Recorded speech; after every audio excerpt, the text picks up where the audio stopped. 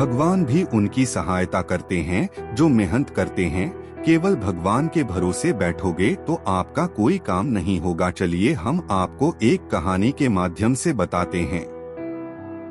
एक गांव में दो मित्र नकुल और सोहम रहते थे। नकुल बहुत ही धार्मिक था और भगवान को मानता था, जबकि सोहम बहुत ही मेहनती था। एक बार दोनों ने मिलकर 1 बीघा खेती खरीदी। उसमें वह दोनों फसल उगाकर अपना घर बनाना चाहते थे।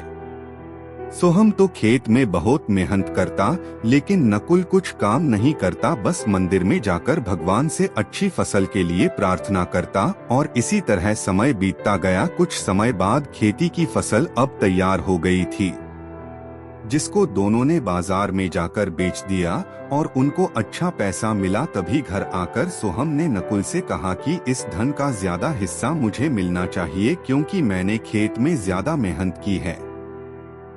यह बात सुनकर नकुल बोला, धन का ज्यादा हिस्सा तो मुझे मिलना चाहिए, क्योंकि मैंने भगवान से इसके लिए प्रार्थना की, तभी तो हमें अच्छी फसल हुई और भगवान के बिना कुछ संभव नहीं है।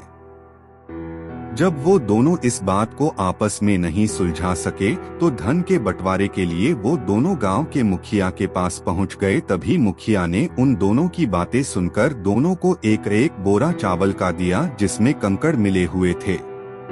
मुखिया ने बोला कि कल सुबह तक दोनों को इन बोरियों में से चावल और कंकड़ अलग अलग करके लेकर आना है, तब मैं निर्णय करूंगा कि इस धन का ज्यादा हिस्सा सोहम को या नकुल को मिलना चाहिए। और तभी दोनों चावल की बोरियां लेकर अपने अपने घर चले जाते हैं।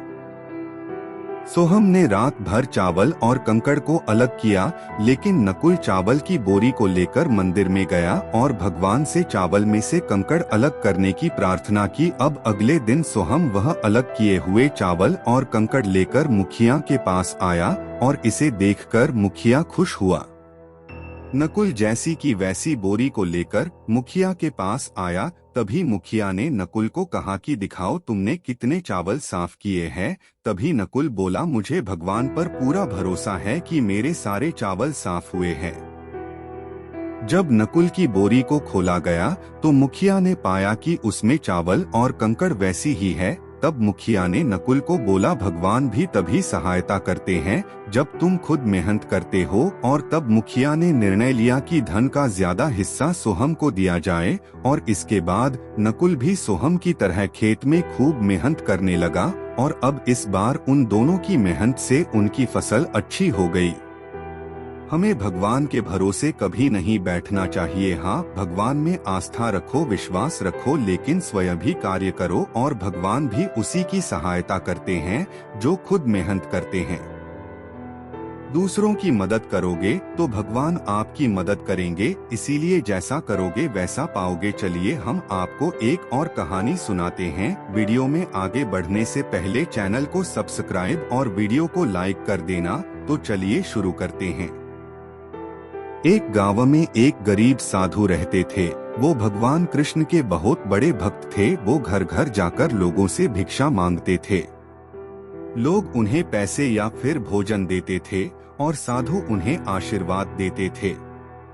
भगवान कृष्ण ने एक दिन उनकी परीक्षा लेने का निर्णय लिया और एक दिन साधु नदी के किनारे से जा रहे थे। तभी उन्हें सोने के सिक्कों से भरी एक पोटली मिली। वो बहुत ही खुश हुए और पोटली अपने पास ही रखने का निर्णय लिया। घर वापस जाते समय उन्हें रास्ते में एक भिखारी दिखा और भिखारी ने साधु से पैसे अथवा भोजन की भीख मांगी, पर साधु ने उसे कुछ भी नहीं दिया। वो जब वापस चल रहे थे तभी थोड़ी ही दूर साधु को जमीन पर एक चमकता हुआ हीरा दिखाई दिया और उन्होंने अपने आप से कहा कि वाह, कितना अच्छा दिन है, पहले ये सोने का सिक्का और अब ये हीरा मिला है। साधु जैसे ही वह हीरा लेने के लिए नीचे झुके, एक चोर ने आकर उन पर छलांग लगाई और सोने के सिक्कों से भरी हुई पोटली खींचकर वहां से भाग गया। असल में वो हीरा सिर्फ एक कांच का टुकड़ा था जो चोर ने जानबूझकर साधु को वहां फंसाने के लिए रखा था। साधु बहुत ही दुखी हो गए। साधु वापस अपने घर की और चलने लगे। तभी भगवान कृष्ण ने एक साधारण मनुष्य का अवतार लिया और साधु को मिलने का निर्णय लिया। वो साधु को मिले और उन्होंने साधु को एक सिक्का दिया और कहा कि कृपा करके मेरे इस सिक्के को स्वीकार कर लीजिए। अब साधु ने उस सिक्के को स्वीकार कर लिया और भगवान कृष्ण वहाँ से निकल गए। साधु को विचार आया, ये क्या है और इससे मैं क्या कर लूंगा, मुझे नहीं लगता ये सिक्का मेरे कोई काम आएगा। तब घर जाते समय साधु को रास्ते में एक मछुआरा मिला और मछुआरे के जाल में 2 मछलियां फंसी हुई थी। साधु को उन पर बहुत दया आई, इसीलिए उन्होंने मछुआरे से कहा, मैं तुम्हें यह सिक्का देता हूँ और तुम मुझे यह दोनों मछलियाँ दे दो। मछुआरा मान गया और साधु ने तुरंत ही उन मछलियों को पानी से भरे मटके में रख दिया। उन्होंने सोचा कि दूसरे दिन वो जाकर इन दोनों मछलियों को नदी में छोड़ आएंगे। दूसरे दिन वो जब नदी में मछलियों को छोड़ने गए तब उन्होंने जो देखा तो वह एकदम चकित हो गए और नदी में 2 हीरे थे। वह देखकर साधु बहुत ही खुश हुए, पर समझ नहीं आया कि ये सब क्या हो रहा है। उन्होंने भगवान कृष्ण से प्रार्थना की और भगवान कृष्ण साक्षात साधु के सामने आए। तब साधु ने कृष्ण भगवान से कहा कि ये सब क्या हो रहा है। भगवान कृष्ण बोले, मछलियां जब पानी में थी तब वह भूल से हीरों को निगल चुकी थी और अब तुम्हें हीरे मिले क्योंकि तुमने उनकी जान बचाई। तभी साधु के आंख में पानी आया और उन्होंने भगवान कृष्ण को धन्यवाद कहा। तभी भगवान कृष्ण बोले, तुम्हें सोने से भरी हुई पोटली मिली पर फिर भी तुमने उस भिखारी की मदद ही नहीं की है। तुम्हारे उस हीरे के लालच में तुमने उस सोने के सिक्कों को भी खो दिया। हमेशा दूसरों की मदद करनी चाहिए और कभी भी लालच नहीं रखना चाहिए। तभी साधु ने भगवान कृष्ण को वचन दिया कि वह हमेशा दूसरों की मदद करेंगे और कभी भी लालची नहीं बनेंगे। ये कहानी हमें यह सिखाती है कि हमें अपने जीवन में लालच कभी नहीं करनी चाहिए और लालच ही हमारे जीवन के दुखों का कारण होती है।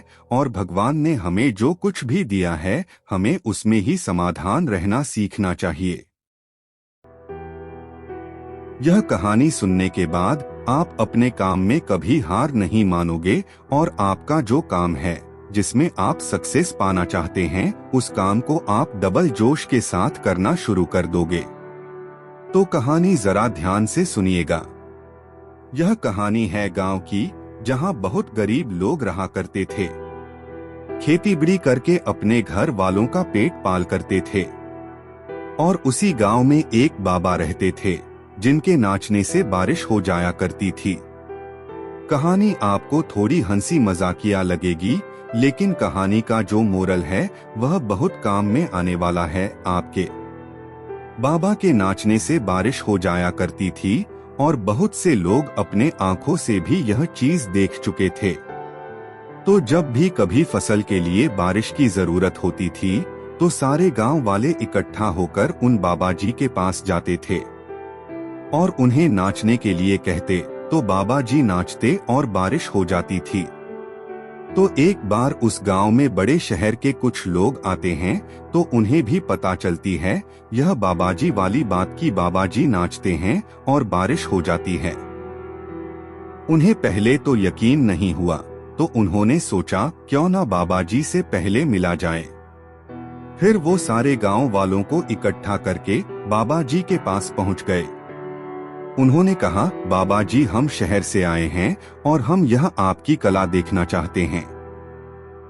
बाबा जी ने कहा, एक काम करो, पहले आप नाचो, क्या पता आपके नाचने से भी बारिश हो जाए। उनमें से पहले एक लड़का नाचता है, वह 15 से 20 मिनट तक नाचता है लेकिन कोई बारिश नहीं होती। फिर दूसरा लड़का नाचता है, आधा 1 घंटा नाचता है, फिर भी कोई बारिश नहीं होती। और एक एक करके वह सारे लोग नाचते हैं, फिर भी कोई बारिश नहीं होती। सब लोग बाबा जी से मिलके कहते हैं कि बाबा जी आप नाचो, क्या पता शायद बारिश हो जाए। और उन सब लोगों को यह विश्वास हो गया था यह नाचेंगे और कोई बारिश नहीं होने वाली। उतने में ही बाबा जी नाचना शुरू कर देते हैं और कोई बारिश नहीं होती। आधा घंटा हो जाता है, 1 घंटा हो जाता है, 2 घंटे, 4 घंटे। और कई जाकर जब शाम होती है और उस बाबा को नाचते हुए करीबन 8 से 10 घंटे हो जाते हैं, तब जाकर मौसम खराब होने लगता है और बारिश हो जाती है। तो शहर से आए हुए लोग हैरान हो जाते हैं। वह बोलते हैं कि बाबा जी आपने क्या किया, आपने तो बारिश कर दी, आपके अंदर तो पावर है, आपने यह कैसे किया।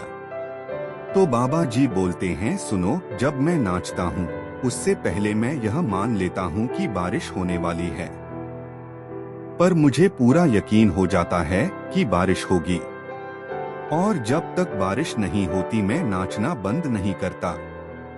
अगर बारिश 4 दिन नहीं होती मैं 4 दिन नाचता रहता हूँ। इस कहानी से हमें क्या सीख मिलती है?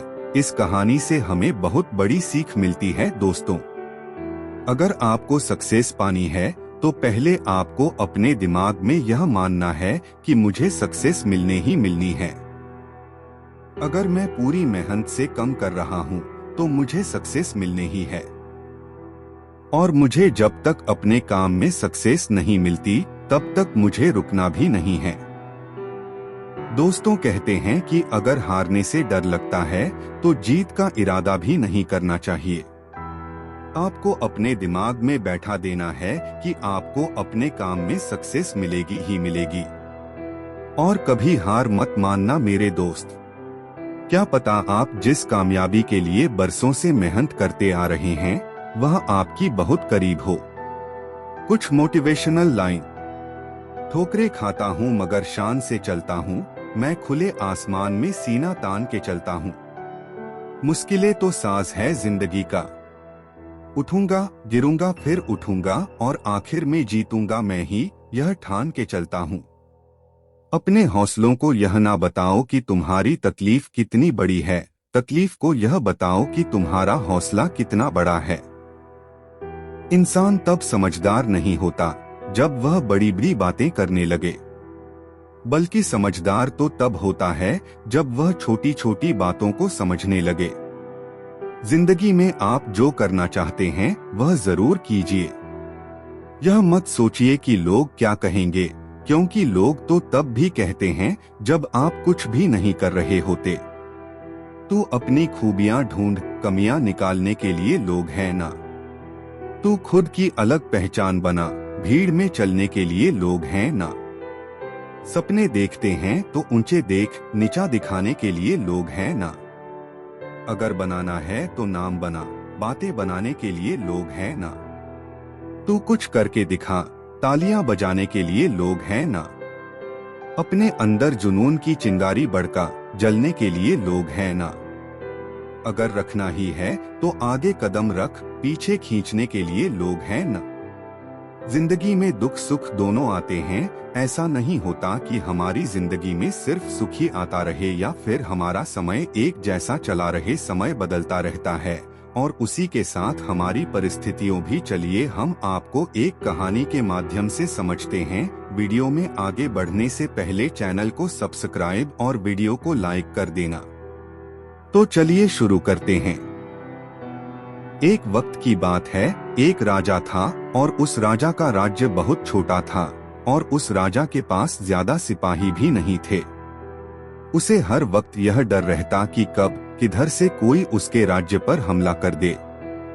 एक बार और आज जंगल के रास्ते से अपने महल की तरफ जा रहा था, तभी जंगल में उसे एक बड़े से पेड़ के नीचे एक बुजुर्ग बैठे हुए दिखते हैं जो बहुत ही ज्ञानी थे और सारे गांव वाले उन्हें से हर चीज की राय लेते थे। राजा अपने घोड़े से उतरकर उन बुजुर्ग आदमी के पास जाता है और उनसे कहता है कि आप मुझे कोई ऐसा ताबीज दे दीजिए जो मुझे बुरे वक्त से बचाकर रखें। यह सुनने के बाद उन बुजुर्ग आदमी ने राजा की तरफ मुस्कुराते हुए देखा और कहा कि मैं तुम्हें कोई ऐसा ताबीज या कोई ऐसी चीज नहीं दे सकता हूँ जो तुम्हें बुरे वक्त से बचाकर रखें, लेकिन मैं तुम्हें एक ऐसा ताबीज दे सकता हूँ कि जब तुम पर कोई मुसीबत या बुरा वक्त आ जाए तो ताबिश को खोलने के बाद वह ताबीज तुम्हें उस मुसीबत से लड़ने में मदद कर सकता है।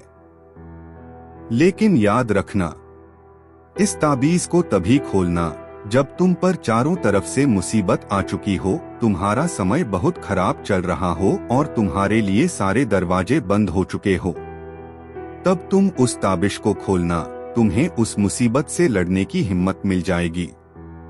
राजा उस ताबीज को लेकर वहां से चला गया। कुछ समय बीतने के बाद उस राजा के राज्य पर कुछ लोगों ने हमला कर दिया और राजा को पता था कि यह उसके साथ एक दिन जरूर होगा। राजा ने अपने सैनिकों को तैयार किया, लेकिन उसे राजा के पास ज्यादा सैनिक नहीं थे और इसीलिए वह यह जंग हार गया। लेकिन किसी तरह राजा एक घोड़े में बैठकर वहां से अपनी जान बचाकर निकल गया और वह जंगल के अंदर एक गुफा में जाकर छुप गया। लेकिन उसका पीछा करते करते कुछ सैनिक भी उसके पीछे आ गए। अब वह राजा गुफा के अंदर छुपा हुआ था और उसे सैनिकों के कदमों की आवाज आ रही थी। अब उस राजा के पास कुछ भी नहीं बचा था, सब कुछ खत्म हो चुका था। तभी उसे उन बुजुर्ग का दिया हुआ ताबीज अपने गले में नजर आता है। उसने बड़ी ही उम्मीद के साथ उस ताबीज को खोलकर देखा। उस ताबीज के अंदर उसे एक चिट्ठी देखी जिस पर लिखा हुआ था, यह वक्त भी गुजर जाएगा।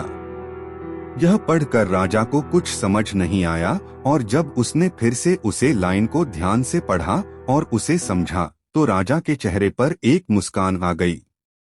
मान लो उसे कोई सहारा मिल गया हो। और फिर उस राजा ने एक गहरी सांस ली और उसने उन सैनिकों का मुकाबला किया और वहां से बच निकला और दूसरे मुल्क में जाकर फिर से उसे राजा ने अपनी सल्तनत कायम की। दोस्तों, कहने को तो यह बहुत ही छोटी लाइन है कि यह वक्त भी गुजर जाएगा, लेकिन इसके अंदर बहुत ही डीप मीनिंग छुपा हुआ है। और जब भी आप कोई मुसीबत में फंस चुके हो, बहुत सारी परेशानी आप पर आ चुकी है, चाहे आप पर बहुत सारा कर्जा हो चुका हो, आपके पास काम नहीं है और आप मेहनत कर रहे हो, लेकिन आपको उसका फल नहीं मिल रहा है और आपको कोई रास्ता नजर नहीं आ रहा है, तब यह लाइन खुद को बोलकर देखना, आपको एक सुकून मिलेगा और आपको यह फील होगा कि जाने दो, आज जो भी मेरी कंडीशन है, कितना भी मेरा वक्त बुरा चल रहा है, लेकिन कल परसों और एक न एक दिन यह वक्त भी गुजर जाएगा और तभी आपको उस मुसीबत से निपटने की हिम्मत मिल जाएगी। और वह कहते हैं ना कि जब आपका अच्छा समय चल रहा हो तो उस टाइम पर शुक्र करो और जब आपका बुरा वक्त चल रहा हो तो उस टाइम पर सब्र करो, क्योंकि समय अच्छा चल रहा हो या बुरा, वह ज्यादा दिन तक नहीं रहता और जिंदगी उसे ही कहते हैं जिसमें दुख भी हो और सुख भी। तभी लगता है कि हम जिंदगी जी रहे हैं। जिंदगी में जितने भी फैसले लो, सोच समझ कर लो, क्योंकि आपका एक फैसला आपकी जिंदगी बदल देता है। चलिए हम आपको एक कहानी सुनाते हैं। एक बार एक प्रोफेसर अपनी क्लास में स्टूडेंट्स को एक कहानी सुना रहे थे। तो वो कहानी इस तरह की थी कि एक समुद्र में बड़ा जहाज जा रहा था और बहुत सारी यात्री उस पर सवार भी थे। अचानक से एक एक्सीडेंट होता, एक दुर्घटना होती है और जहाज खराब हो जाता है। जहाज का कैप्टन ये अनाउंस करता है कि सारे यात्रियों को फटाफट से ये जहाज खाली करना होगा, क्योंकि यह डूबने वाला है। फिर लाइफ बोट जो है उस पर सवार होने के लिए लोगों की भीड़ लग जाती है। हर एक चाहता है कि मुझे पहले सवार होने का मौका मिल जाए। लगभग सारे यात्री सेफली किनारे तक पहुंच भी जाते हैं। रेस्क्यू टीम्स भी आती है, लेकिन एक आखिरी वक्त आता है जब जहाज बस डूबने वाला होता है। सिर्फ एक ही लाइफ बोट बची होती है, लेकिन जहाज पर 2 लोग थे। एक शादीशुदा जोड़ा था जो जहाज पर ही रह गया था। उन दोनों में से जो पति होता है वह अपनी बीवी को जोर से धक्का देता है जहाज की तरफ और खुद कूदकर लाइफ बोट पर बैठ जाता है और किनारे की तरफ जब जा रहा होता है, जब जहाज डूब रहा होता है जिस पर वह पत्नी खड़ी होती है। वह चिल्लाती और कहती है अपने पति से कुछ।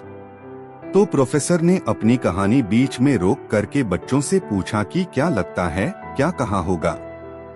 मोस्टली ने जवाब दिया कि सर उसकी पत्नी ने कहा होगा आई हेट यू, मैं तुमसे नफरत करती हूँ, मैंने इतना प्यार किया लेकिन तुमने धोखा दिया, ये सब कहा होगा सर।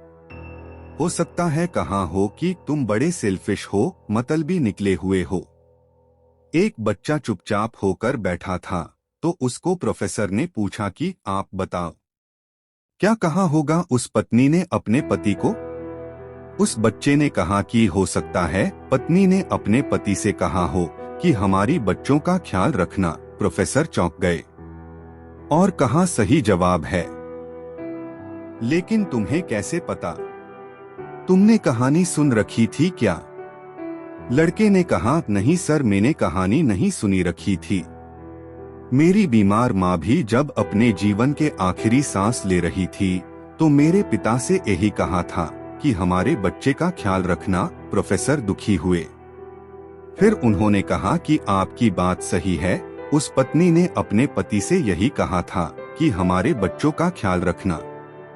उन्होंने कहानी आगे बढ़ाई। उन्होंने कहा कि उस जहाज पर जो महिला बची थी वह जहाज बस डूब गया और महिला की मौत हो गई। उस पत्नी का जो पति था वो किनारे पर आ गया। घर पहुंचा, उनकी बेटी थी। उस छोटी बच्ची का लालन पालन किया, उसे पढ़ाया लिखाया और उसका शादी करवाया। और वक्त का सर्किल है। फिर उस आदमी की भी जान चली गई, उसकी भी मौत हो गई। जो बेटी थी वह एक दिन अपने घर पर मायके में आई हुई थी और घर की साफ सफाई कर रही थी और सामान सारा देख रही थी। उसको अलमारी में एक डायरी मिलती है जो कि उसके पिता की थी और उस डायरी के आखिरी पेज पर लिखा हुआ था कि मुझे क्षमा करना, मैं उस समय समंदर में तुम्हारे साथ समाना चाहता था लेकिन चाह करके भी ऐसा नहीं कर सका, मुझे कठोर फैसला लेना पड़ा। हमारी संतान को पालना पोषण जरूरी था, इसलिए मैंने तुम्हें वहीं छोड़कर के खुद की जान बचाना मुनासिब समझा। मुझे मालूम था कि तुम बीमारी से ग्रस्त हो, कुछ दिनों में वैसे भी तुम यह दुनिया छोड़कर जाने वाली थी। ऐसे में मुझे यह कठोर फैसला लेना पड़ा, वरना मेरा यकीन मानो मैं तुम्हारे साथ समंदर में उस पल समा जाना चाहता था। तुम्हारे बिना मेरे जिंदगी का कोई मतलब नहीं है। वो बच्ची जब ये पढ़ रही थी तो रोती चली जा रही थी। कहीं ना कहीं उसके मन में ये चलता था कि पिता ने माँ को वहाँ अकेले क्यों छोड़ दिया। लेकिन उसे दिन उस समझ में आया कि पिता ने ऐसा फैसला क्यों किया था। इस जीवन में बहुत सारी बातें सही गलत से ऊपर है। बहुत सारी बातें बहुत कॉम्प्लेक्स होते हैं, बहुत जटिल होती है, जिन्हें समझ पाना बड़ा मुश्किल होता है हमारे लिए। और हम में से काफी लोग बस तुरंत रिएक्ट कर देते हैं, बात बोल देते हैं, सोचते नहीं, विचार नहीं करते, इमीडिएटली रिएक्शन देते हैं। आप ऐसे करते रहेंगे तो लोगों को खोते रहेंगे। प्रतिक्रिया देना बंद कीजिए, लोगों को जज करना बंद कीजिए, लोगों से प्यार करना, मोहब्बत करना शुरू कीजिए। एक बुजुर्ग ने कहा था कि मुझे चुप रहने पर कभी अफसोस नहीं हुआ, हमेशा बोलने पर अफसोस हुआ है। इसीलिए हमको हमेशा सोच समझकर ही रिएक्ट करना चाहिए और बोलना चाहिए।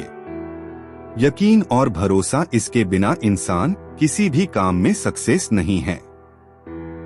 यह जो विश्वास है ना, यकीन नाम का जो शब्द है ना, इसे मैं सक्सेस का पहला स्टेप कहता हूँ। इसके बिना आप कोई भी काम में सक्सेस नहीं हो सकते। चलिए हम आपको एक कहानी सुनाते हैं और इसके बारे में बताते हैं। आगे बढ़ने से पहले चैनल को सब्सक्राइब और वीडियो को लाइक कर लेना। तो चलिए शुरू करते हैं। एक टीचर ने एक बच्चे को खड़ा किया और उसको बोला कि यह चैप्टर पढ़कर सुना। बच्चा खड़ा हुआ और पढ़ना शुरू किया। उसने जैसी 2-3 लाइन पढ़ी तो उसे टीचर की आवाज आई कि बैठ जाओ। उसने इधर उधर देखा और फिर से पढ़ना शुरू किया। उसने जैसे ही 2-3 लाइन पढ़ी थी, फिर से आवाज आई कि बैठ जा। उसे लगा कि मैं गलत पढ़ रहा हूँ। और वह डर के मारे बैठ गया। इस बच्चे के पीछे एक और बच्चा बैठा हुआ था। टीचर ने उसे खड़ा किया और कहा, इसने जो चैप्टर पढ़ा है वही चैप्टर तू पढ़ कर सुना। वह बच्चा खड़ा हुआ और बुक पर उंगली रखी, फिर पढ़ना शुरू किया। उसने भी जैसे ही 2-3 लाइन पढ़ी थी, उसको भी टीचर की आवाज आई कि बैठ जाओ। वह पढ़ता गया, उसे फिर से आवाज आई कि बैठ जाओ। लेकिन वो फिर भी पढ़ता गया, उसे फिर से आवाज आया कि बैठ जाओ। लेकिन वो पढ़ता गया और पढ़ते उसने पूरा चैप्टर खत्म कर दिया। और चैप्टर जैसे ही खत्म करने के बाद अपना सर बुक्स से ऊपर किया, तो देखता है कि टीचर उसके लिए तालियां बजा रहे हैं। तो जो सामने बैठा हुआ बच्चा था, उसने बोला कि मैं भी तो वही पढ़ रहा था। तो टीचर ने बोला कि तू भी वही पढ़ रहा था और वह भी वही पढ़ रहा था। लेकिन उसे पता था कि वह सही पढ़ रहा है। उसे खुद पर भरोसा था और यकीन था कि वह सही पढ़ रहा है। मैंने तुझे भी बैठने को बोला और मैंने उसे भी बैठने को बोला, लेकिन तू डर गया और तुझे लगा कि तू गलत पढ़ रहा है। लेकिन उसको खुद पर यकीन था कि वह सही पढ़ रहा है। आपको खुद पर भरोसा होना चाहिए कि मैं यह काम कर सकता हूँ, तभी आप कोई काम कर पाएंगे। और जो भी काम आप कर रहे हो, आपको रोकने वाले बहुत आएंगे। जैसे कि इस कहानी में सर ने बच्चों को रोका था और उनका विश्वास तोड़ना चाहा था कि तू गलत पढ़ रहा है। लेकिन आपको हार मानना नहीं है। आपको यह साबित करके बताना है कि मैं सही कर रहा हूँ और मुझे खुद पर विश्वास है। और जिस दिन आप कर जाओगे, उस दिन यह दुनिया आपके लिए तालियां बजा रही होगी। आलस सिर्फ हमारे मन का वहम है। यदि हम चाहे तो कितनी भी मेहनत कर सकते हैं, और यदि हम चाहे तो पूरे दिन आराम कर सकते हैं। अपने आलस को अपने ऊपर हावी मत होने दो, इससे लड़ो और कुछ करके दिखाओ। चलिए हम आपको एक कहानी सुनाते हैं। एक गांव में एक जवान लड़का रहता था और वो अपने आलसपन और काम चोरी के लिए मशहूर था। सभी गांव वासी उसे आलसी कहकर ही पुकारते थे, क्योंकि वो पूरे दिन एक पेड़ के नीचे पड़ा रहता और लेटते लेटते वो अपने फ्यूचर के बारे में सोचता रहता और अच्छे अच्छे सपने देखता। उसके दिन ऐसे ही आलस में गुजर रहे थे। लेकिन एक दिन उस गांव में एक साधु आए, जो कि अगले 3 दिनों तक उसी गांव में ठहरने वाले थे। वो दिन भर लोगों से चंदा करते और लोगों को उपदेश देते और रात में गांव के बाहर बने मंदिर में आराम करते। वो साधु जब भी दान लाने जाते और रात को वापस आते, तो वो साधु हर बार उस जवान लड़के को उसी पेड़ के नीचे लेटा हुआ पाते। साधु 2 दिनों तक ये सब देखते रहे और समझ गए कि ये लड़का मानसिक आलस का गुलाम है। तीसरे दिन जब वो वापस लौट रहे थे, वो उस लड़के के पास गए जो अभी भी उसी पेड़ के नीचे लेटा हुआ था। साधु ने लड़के से कहा, बेटे मेरे पास तुम्हारे लिए एक काम है।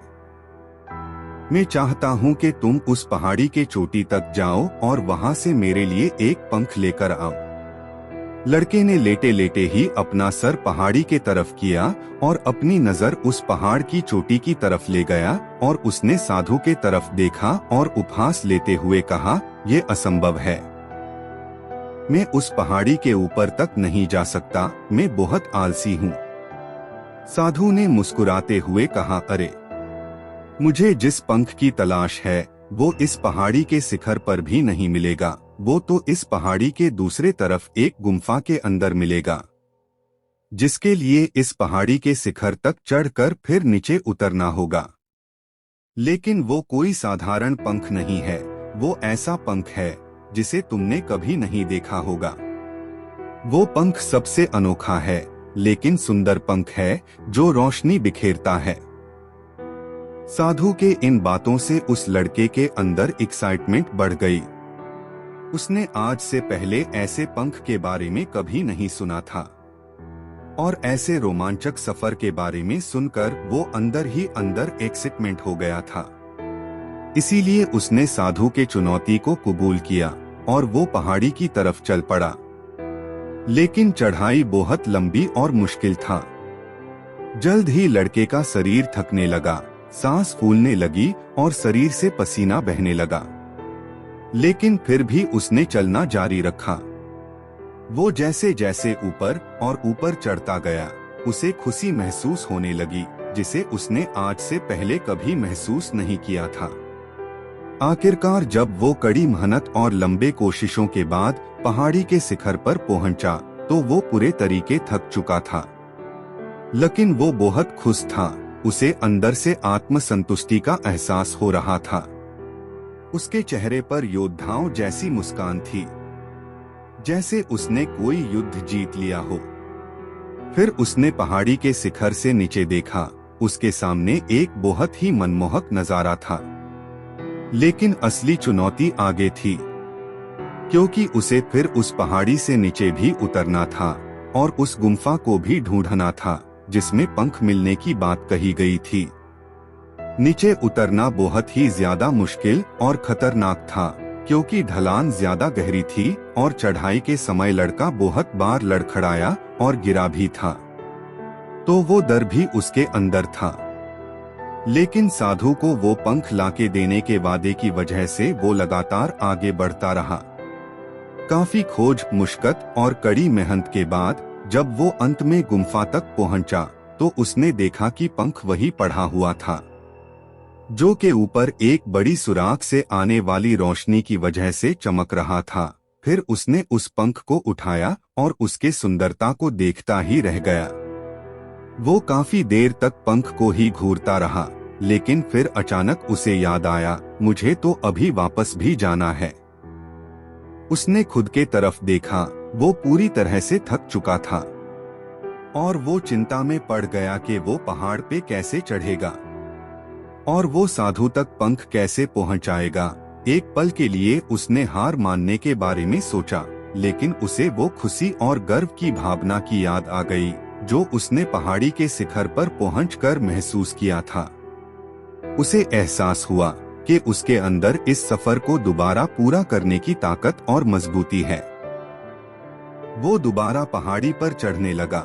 उसके मांसपेशियों में दर्द हो रहा था और कमजोरी की वजह से पैर कांप रहे थे, सांस फूल रहे थे। वो कई बार लड़खड़ाकर गिर भी पड़ा, लेकिन उसने हार नहीं मानी। वो खुद को आगे बढ़ाने के लिए लगातार मोटिवेट करता है।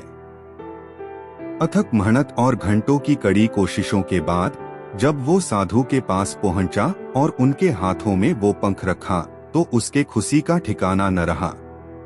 उसे महसूस हुआ कि उसने आज अपने आलस पर काबू पा लिया है और कुछ बढ़िया करके दिखाया है।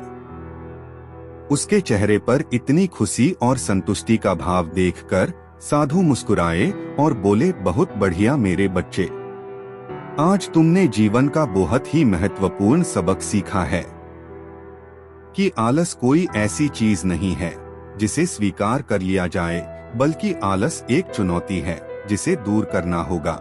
ये एक बाधा है जिसे पार करना होगा और आलस को खत्म करने के लिए तुम्हें अपना पहला कदम उठाना ही होगा। अपने मकसद के तरफ चलना ही होगा और तब तक चलते रहना पड़ेगा जब तक तू अपनी मंजिल को हासिल नहीं कर लेता।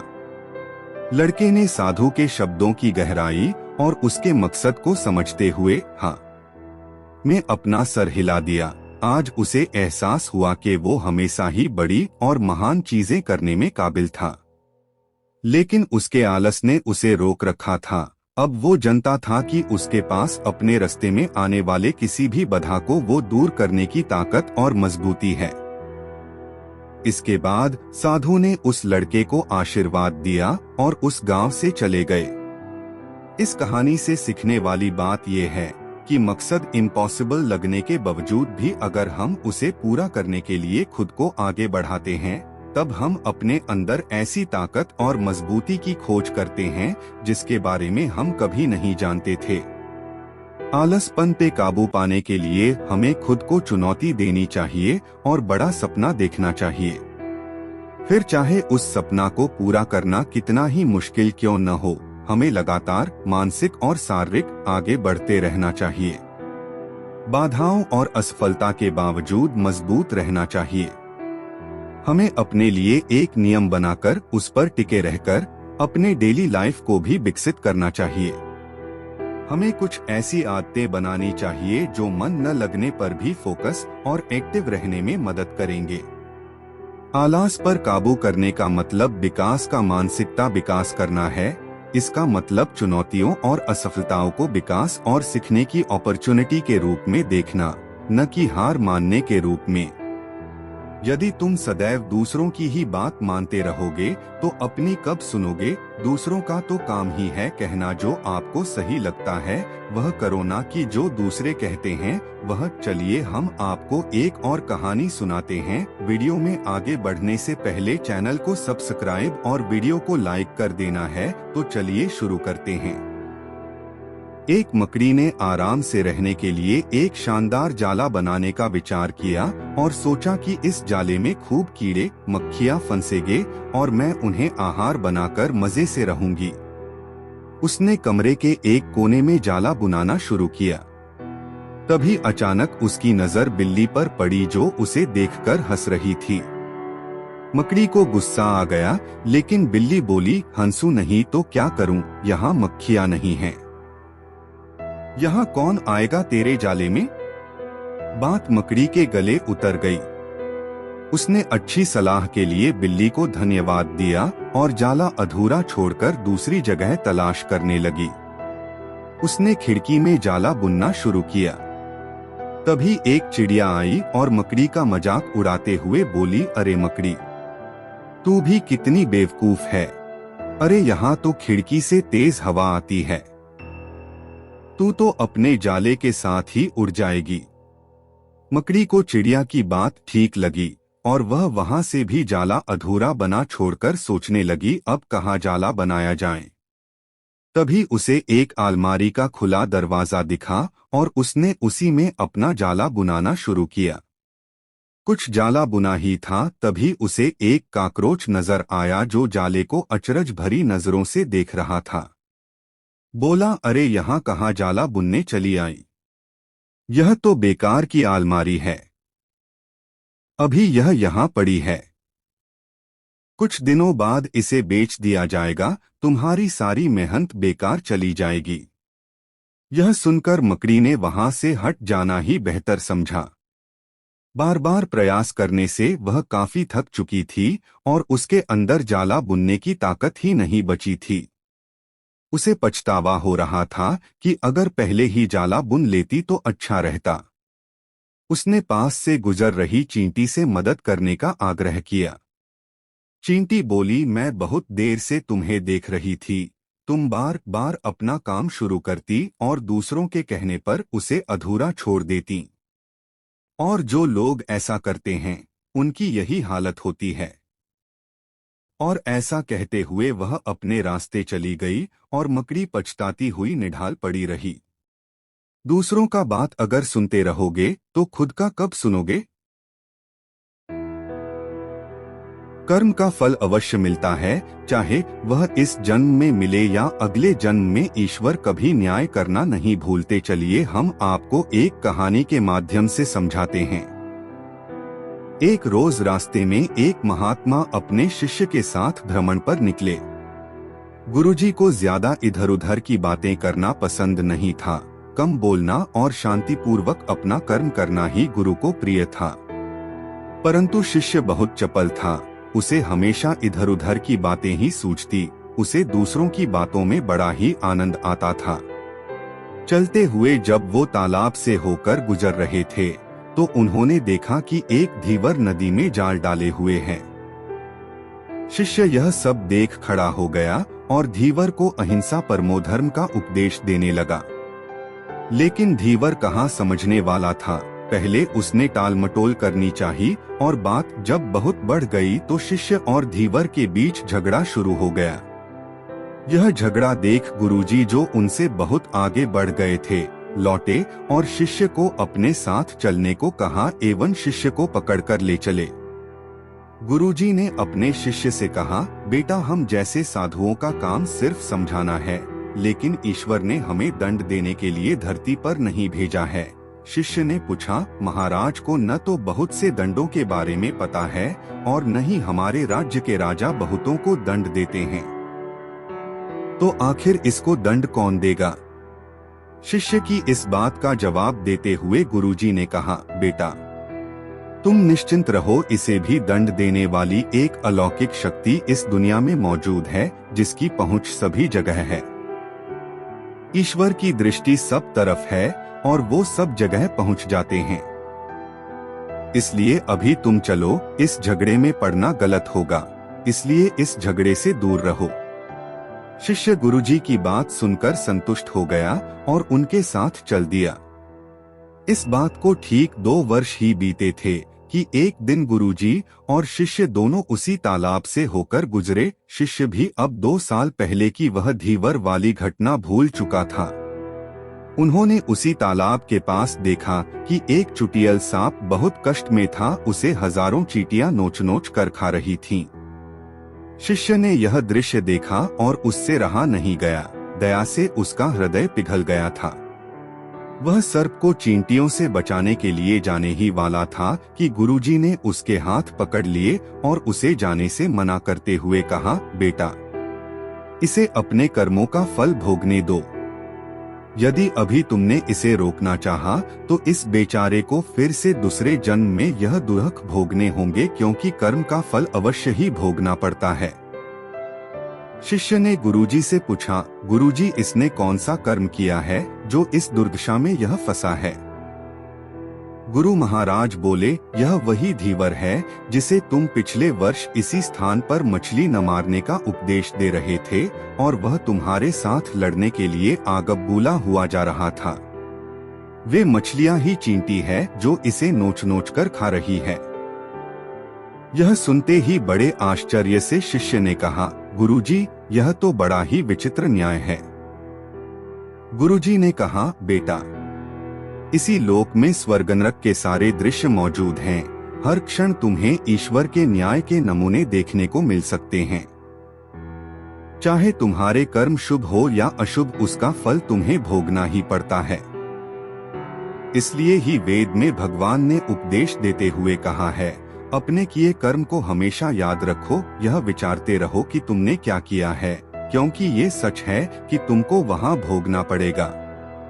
जीवन का हर क्षण कीमती है, इसलिए इसे बुरे कर्म के साथ व्यर्थ जाने मत दो। अपने खाते में हमेशा अच्छे कर्मों की बढ़ोतरी करो, क्योंकि तुम्हारे अच्छे कर्मों का परिणाम बहुत सुखद रूप से मिलेगा। इसका उल्टा भी उतना ही सही है, तुम्हारे बुरे कर्मों का फल भी एक दिन बुरे तरीके से भुगतना पड़ेगा।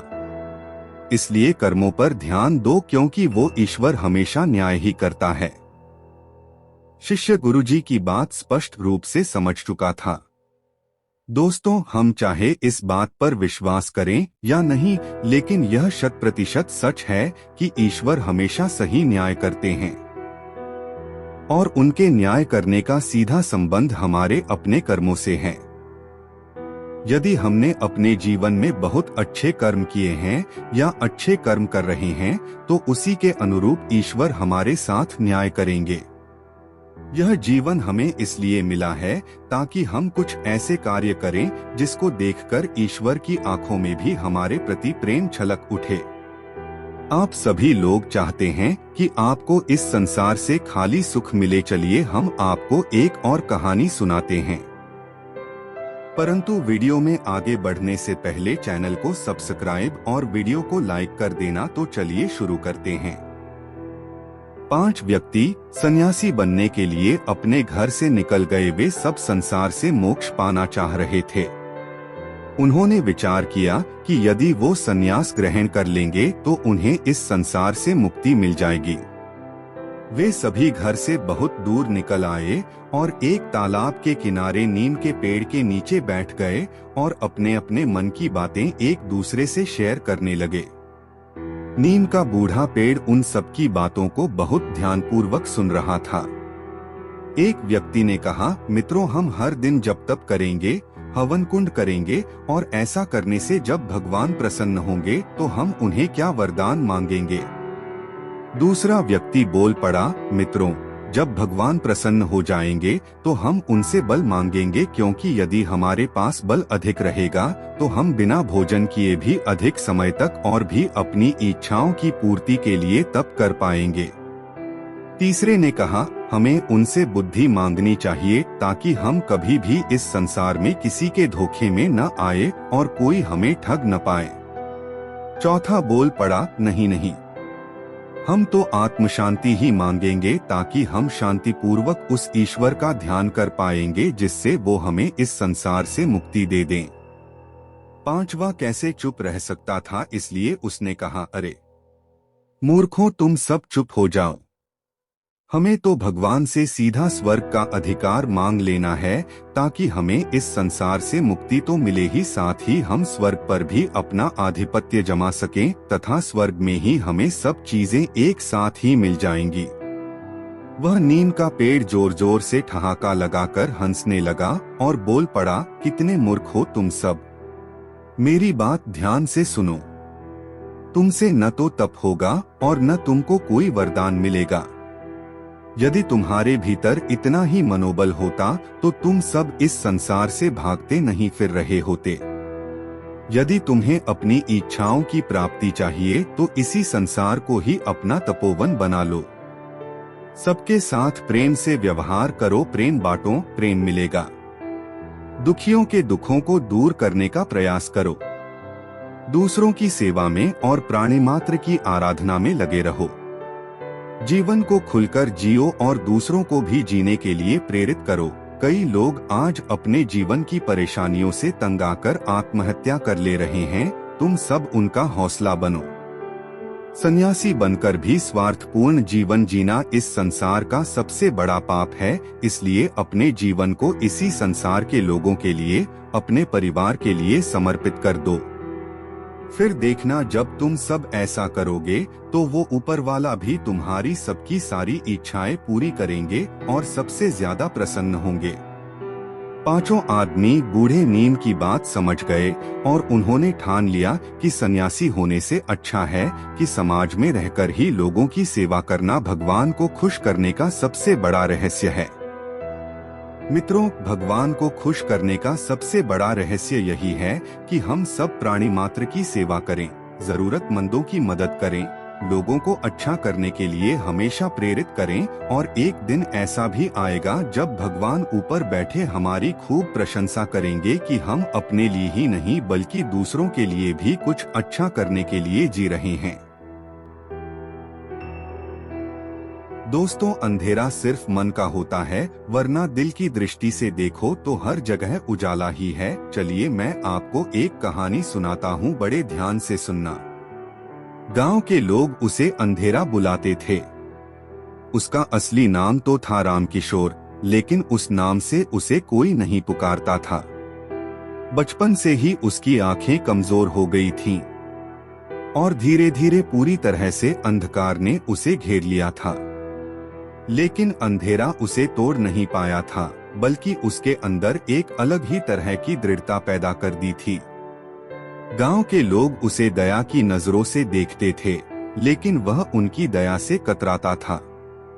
वह चाहता था कि लोग उसे एक सामान्य इंसान की तरह देखें, एक इंसान जिसके पास देखने की क्षमता नहीं है, लेकिन जीने की चाहत बहुत ज्यादा है। एक दिन गांव के स्कूल में एक कार्यक्रम हो रहा था। सभी बच्चे रंग बिरंगे कपड़ों में सजे धजे थे। गांव के सरपंच ने मंच पे कहा, अब हमारे स्कूल के सबसे होनहार छात्र रामकिशोर को बुलाया जाता है। सभी की नजरें रामकिशोर की तरफ गईं। वह डर गया था, लेकिन फिर भी हिम्मत जुटाकर मंच पर गया। सरपंच ने उसके हाथ में एक माइक थमाया। रामकिशोर ने गहरी सांस ली और बोला, सभी दोस्तों, शिक्षकों और गांव वालों को मेरा नमस्कार। मैं रामकिशोर हूँ, जिसे आप अंधेरा भी कहते हैं। सन्नाटा छा गया। किसी को उम्मीद नहीं थी कि रामकिशोर कुछ बोलेगा, लेकिन रामकिशोर ने आगे बढ़ते हुए कहा, मैं जानता हूँ मैं आप लोगों से अलग हूँ। मैं दुनिया को आपके जैसा नहीं देख सकता, लेकिन मैं उससे जुड़ा हुआ हूँ। मैं महसूस करता हूँ, सुनता हूँ और समझता हूँ। उसकी बात सुनकर सभी लोग भावुक हो गए। रामकिशोर ने आगे बढ़ाते हुए कहा, मैंने इस स्कूल में पढ़ाई नहीं की है, लेकिन मैंने जिंदगी से बहुत कुछ सीखा है। मैंने सीखा है कि अंधेरा सिर्फ आंखों का नहीं होता, दिल का भी होता है। और उजाला भी सिर्फ आंखों का नहीं, दिल का ही होता है। उसकी बात ने सभी को सोचने पर मजबूर कर दिया। रामकिशोर ने आगे बढ़ाते हुए कहा, मैंने सुना है कि हमारे गांव में बहुत सारे बच्चे स्कूल नहीं जा पाते हैं। उनके माता पिता उन्हें काम पर लगा देते हैं। मैं चाहता हूं कि ऐसे बच्चों को पढ़ने का मौका मिले। देखिए, मैं तो इस दुनिया को नहीं देख सकता, लेकिन उन सभी बच्चों को मौका मिलना चाहिए जो पढ़ना चाहते हैं। रामकिशोर की बात ने जैसे बिजली की तरह सबको झकझोर दिया। उस दिन के बाद से गांव में एक नई जागृति हुई। लोगों ने मिलकर एक फंड जुटाया और एक नया स्कूल बनवाया गया। रामकिशोर को उस स्कूल का पहला प्रधानाचार्य बनाया गया। रामकिशोर ने अपनी जिंदगी को एक मिसाल बना दिया। उसने दिखाया कि अंधेरा कितना भी घना हो, इंसान के अंदर की रोशनी उसे चीर सकती है। उसने दिखाया कि अगर इच्छा शक्ति हो तो कोई भी मुश्किल काम आसान हो सकता है। वह अब अंधेरा नहीं रहा था, बल्कि उजाला बन गया था। एक ऐसा उजाला जो अंधेरे में भी रास्ता दिखाता था। आगे बढ़ने से पहले हमारे चैनल को सब्सक्राइब और वीडियो को लाइक कर देना। अगर आपको ऐसी ही वीडियो पसंद है तो बेल आइकन को दबाना ना भूले। जीवन में कुछ बड़ा करना हो तो बड़ी रखो सोच, तभी सफलता भी बड़ी होगी। जीवन में अगर कुछ बड़ा करना है तो व्यक्ति को अपनी सोच बड़ी रखनी चाहिए। अगर व्यक्ति के सपने बड़े होंगे तभी सफलता भी बड़ी होगी। इसके लिए व्यक्ति को बड़ा सोचना होगा। आइए सुनाते हैं आपको एक और कहानी। एक व्यक्ति था जो गरीब परिवार में रहता था। वह बहुत दिनों से नौकरी की तलाश कर रहा था, लेकिन उसे अपने शहर में नौकरी नहीं मिल पा रही थी। ऐसे में उसने दूसरे शहर में किस्मत आजमाने का फैसला किया। उसने अगले ही दिन ट्रेन पकड़ी और दूसरे शहर की तरफ निकल गया। उसकी मां ने एक टिफिन बॉक्स में रोटियां रख कर दी। वह इतना गरीब था कि उसके घर में सब्जी नहीं बनती थी। ऐसे में बस उसकी मां ने रोटियां ही दी थीं। जब उसका आधा सफर तय हो गया तब उसे भूख लगी। उसने टिफिन निकाला और रोटियां खाने लगा। जैसे वो रोटी खा रहा था, उससे उसके आसपास बैठे लोग उसे देख रहे थे। वह पहले रोटी तोड़ता, फिर टिफिन में कुछ घुमाकर कौर को मुंह में डालता। ऐसा लग रहा था मानो वह रोटी के साथ सब्जी भी खा रहा है। लोग उसे हैरान होकर देख रहे थे। वो ऐसा क्यों कर रहा था, उन्हें समझ नहीं आ रहा था। लोग उसे ऐसे ही देख रहे थे। लेकिन एक व्यक्ति ने उससे पूछ ही लिया, भाई, तुम्हारे टिफिन बॉक्स में बस रोटियां ही हैं, तो उसे टिफिन में घुमाकर मुंह में क्यों डाल रहे हो?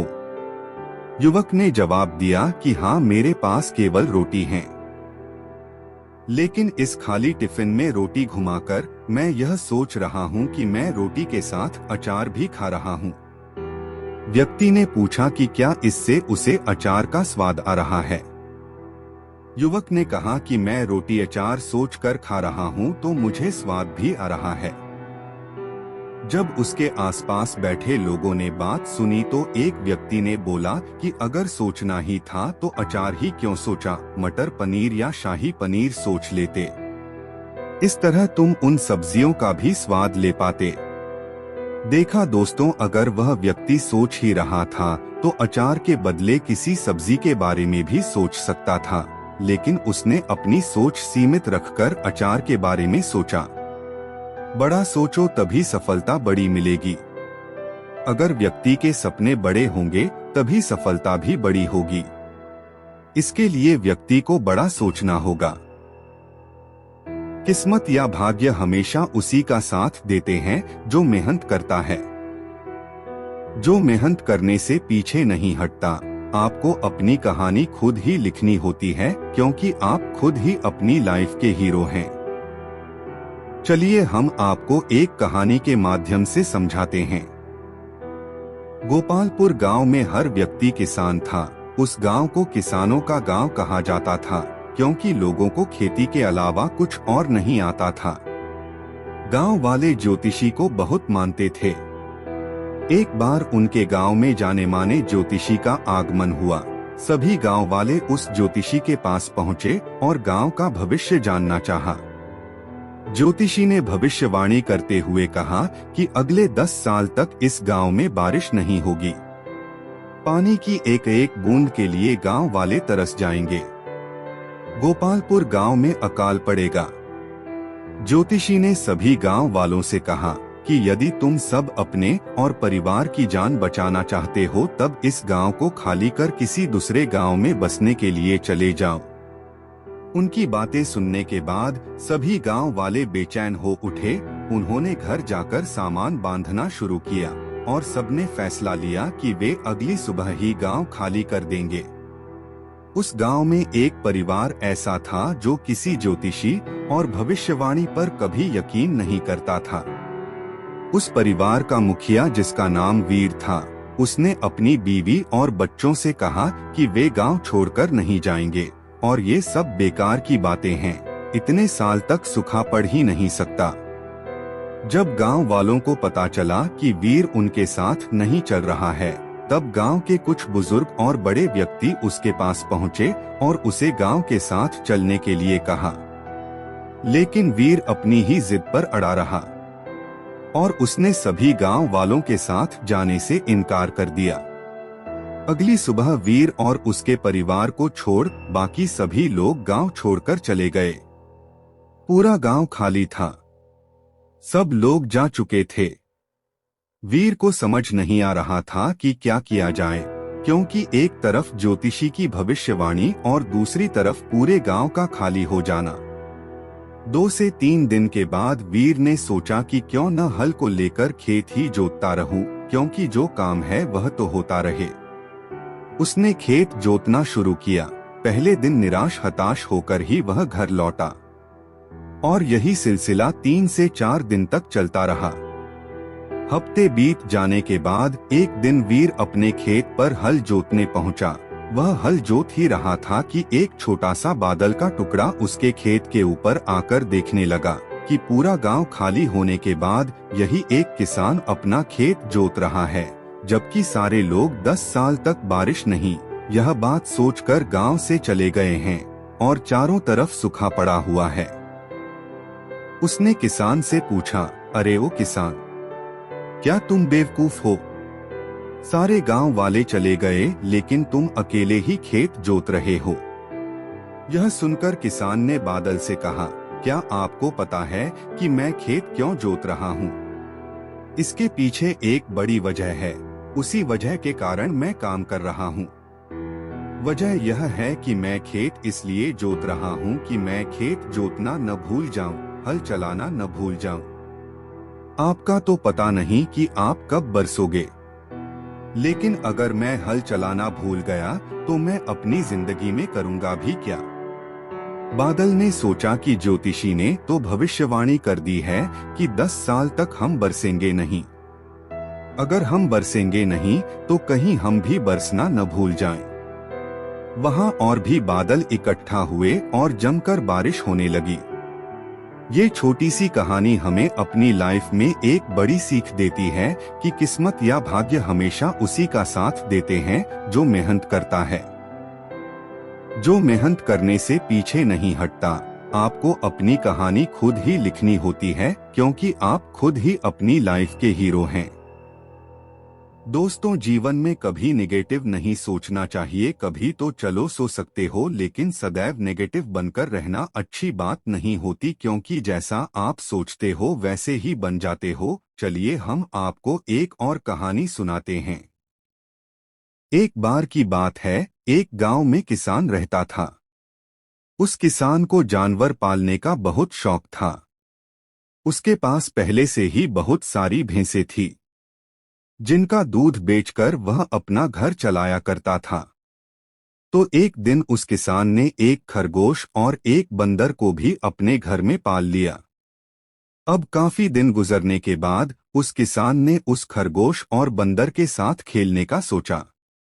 उस किसान ने अपने खेत में बहुत सारी छोटी छोटी गड्ढे कर दिए और फिर उन गड्ढों पर मिट्टी डालकर उन गड्ढों को बंद कर दिया, और किसी एक गड्ढे में उस किसने एक गाजर को छुपा दिया। अब उस किसान ने खरगोश और बंदर को उस गाजर को ढूंढने के लिए कहा। खरगोश बहुत ही कॉन्फिडेंट था और उसे अपने आप पर बहुत विश्वास था। उसने एक एक गड्ढे को खोदना शुरू किया और गाजर ढूंढने लगा। लेकिन बंदर जो था वह बहुत ही नेगेटिव और आलसी था। उसने सोचा कि खेत में इतने सारे गड्ढे हैं और वह गाजर किसी एक गड्ढे में है, इतना कौन ढूंढे गए। वह बंदर यह सोचकर एक गड्ढे के ऊपर जाकर सो गया। अब उधर खरगोश अपनी पूरी मेहनत से गाजर ढूंढ रहा था।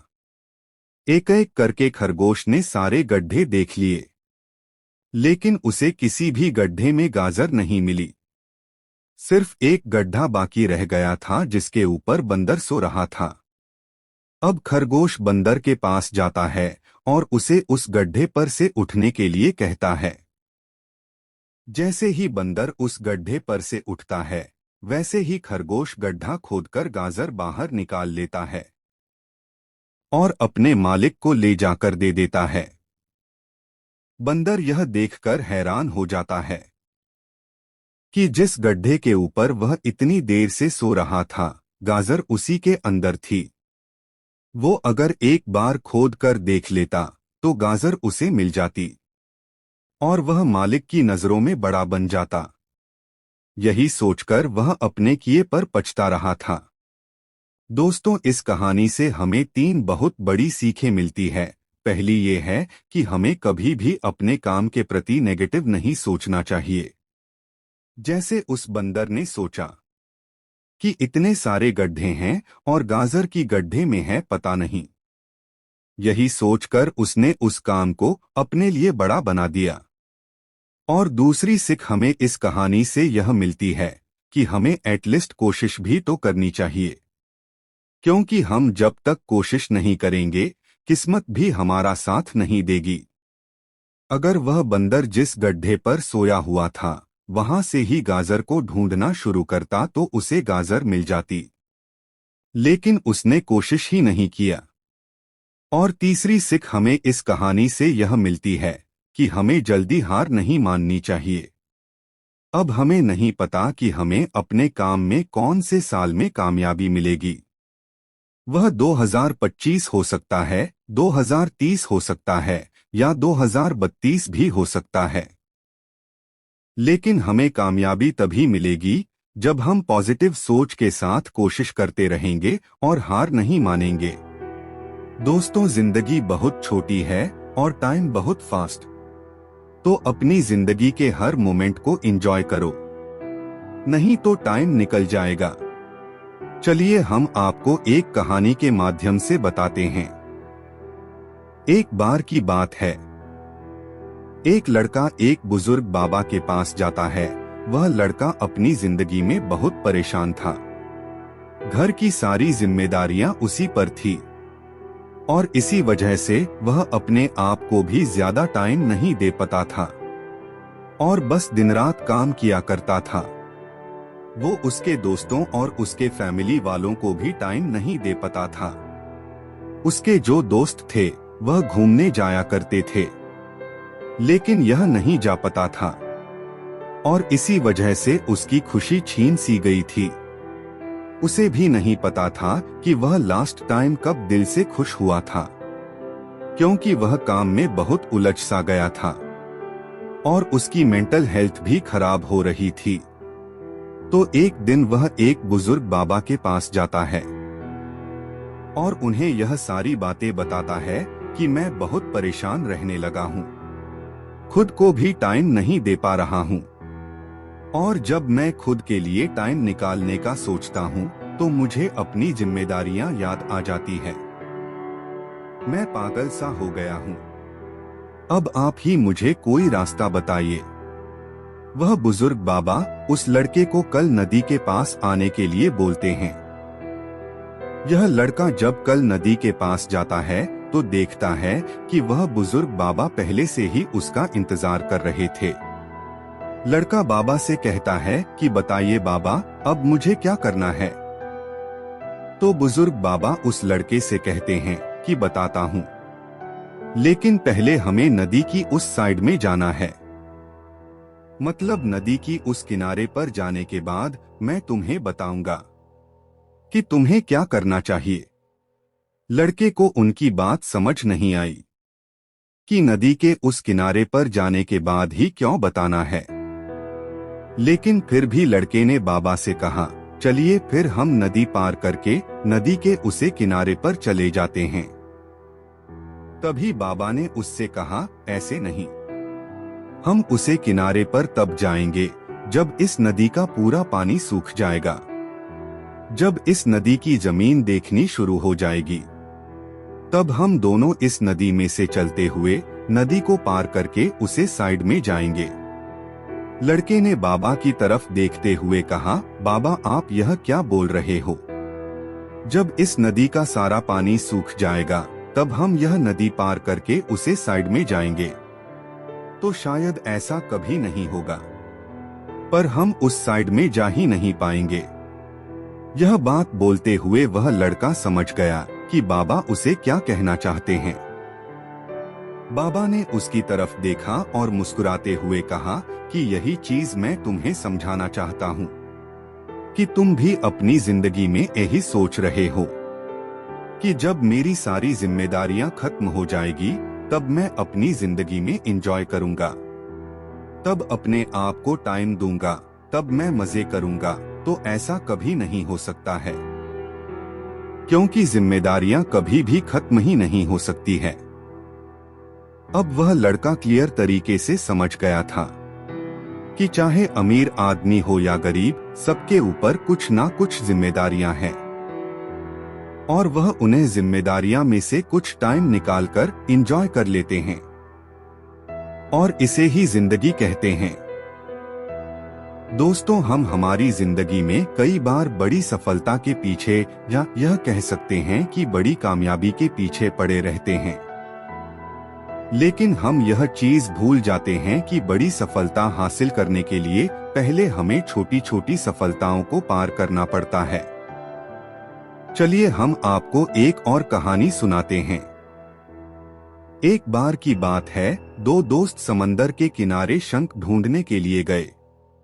उन्होंने सोचा कि शंख मिलने के बाद हम उन्हें बाजार में बेच देंगे, जिससे हमें अच्छे खासे पैसे मिल जाएंगे।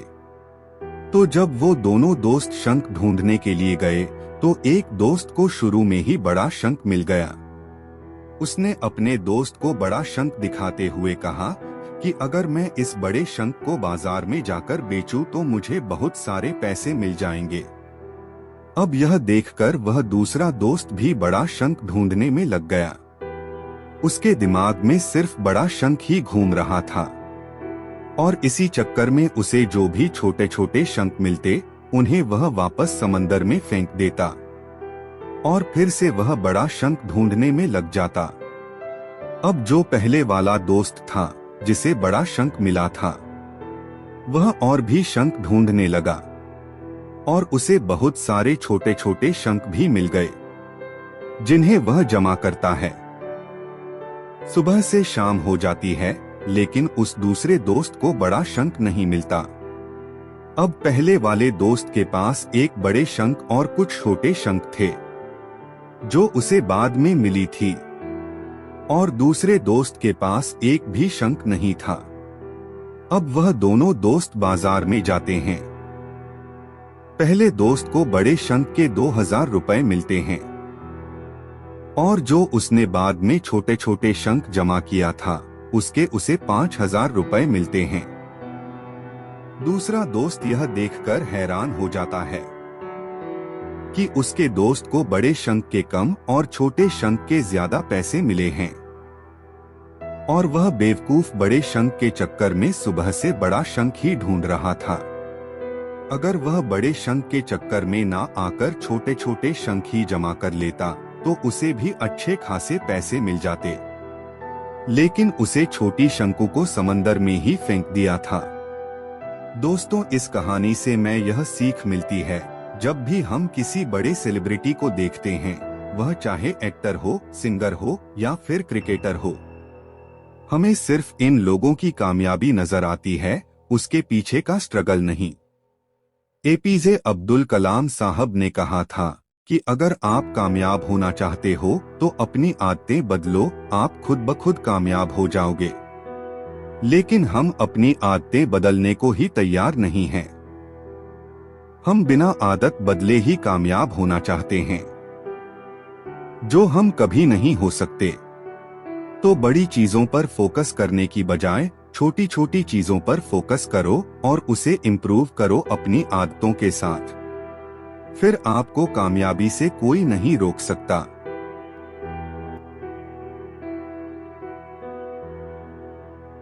दोस्तों कहते हैं कि इतना भी मत बोलिए कि लोग आपके चुप होने का इंतजार करें, बल्कि इतना सा और ऐसा बोलिए कि आपको लोग दोबारा सुनने की चाह रखें। जिस इंसान को बोलने का, बात करने का सही तरीका आ गया ना, वह पूरी दुनिया जीत सकता है। चलिए हम आपको एक कहानी के माध्यम से बताते हैं। एक बार की बात है, एक राजा था। उस राजा को एक रात सपना आता है। वह सपने में देखता है कि उसके सारे दांत एक एक करके गिर रहे हैं। अब जब राजा सुबह उठता है तो हैरान हो जाता है और अपने सपने का मतलब जानने के लिए वो अपने महल में एक ज्योतिषी को बुलाता है और उसे अपना सपना बताता है। ज्योतिष राजा का पूरा सपना सुनने के बाद राजा से कहता है कि सपने का मतलब यह है कि आपके परिवार के सभी सदस्य आपके आंखों के सामने एक एक करके मर जाएंगे।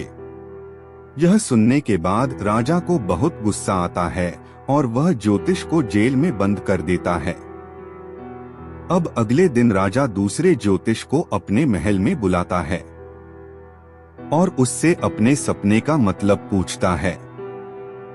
वह ज्योतिष मुस्कुराते हुए राजा से कहता है कि महाराज, इस सपने का मतलब यह है कि आपकी उम्र आपके परिवार में सबसे लंबी होगी। राजा ज्योतिष का यह जवाब सुनकर खुश हो जाता है और उसे बहुत सारे सोने के सिक्के इनाम में दे देता है। दोस्तों, दोनों ज्योतिषी का कहने का मतलब एक ही था, लेकिन कहने का तरीका अलग था, शब्द अलग था, लेकिन मीनिंग एक ही था।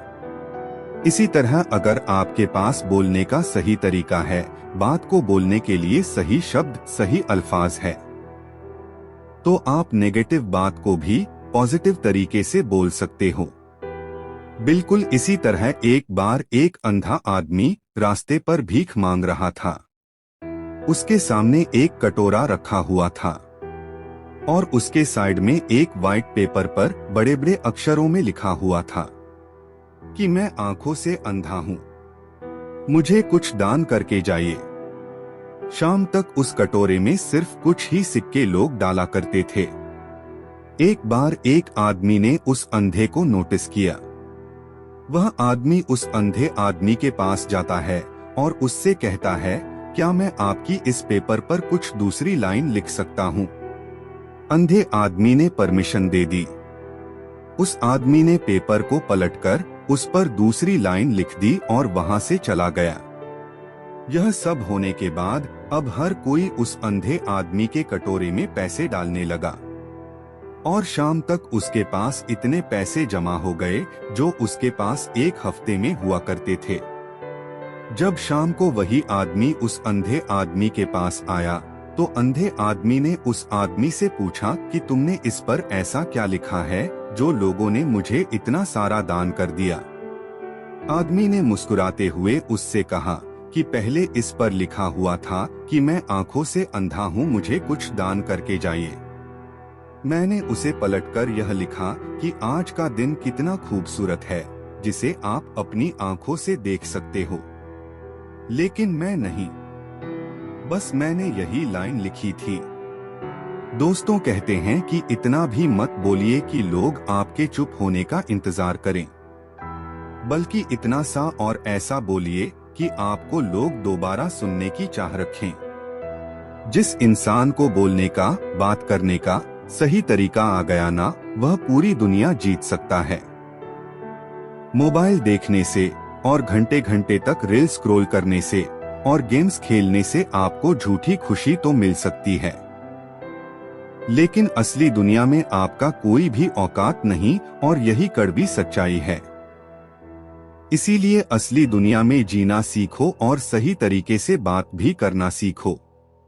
एक रोज तुम्हें एहसास जरूर होगा कि मसरूफ तुम थे और उम्र दराज वो होगा। एक रोज तुम्हें एहसास जरूर होगा कि मसरूफ तुम थे और उम्र दराज वह होगा जिसकी उंगली का सहारा पकड़कर चला करते थे, आज वही छड़ी का तलबगार होगा।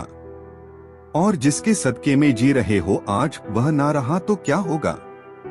पर अभी भी वक्त बचा है कुछ खास तुम्हारे पास। कब तक? जब अब तक के बाप का साया तुम्हारे साथ होगा और जन्नत के तलबगार हो तो सीने से लगा लेना, क्योंकि वही कल जन्नत का दरवाजा होगा।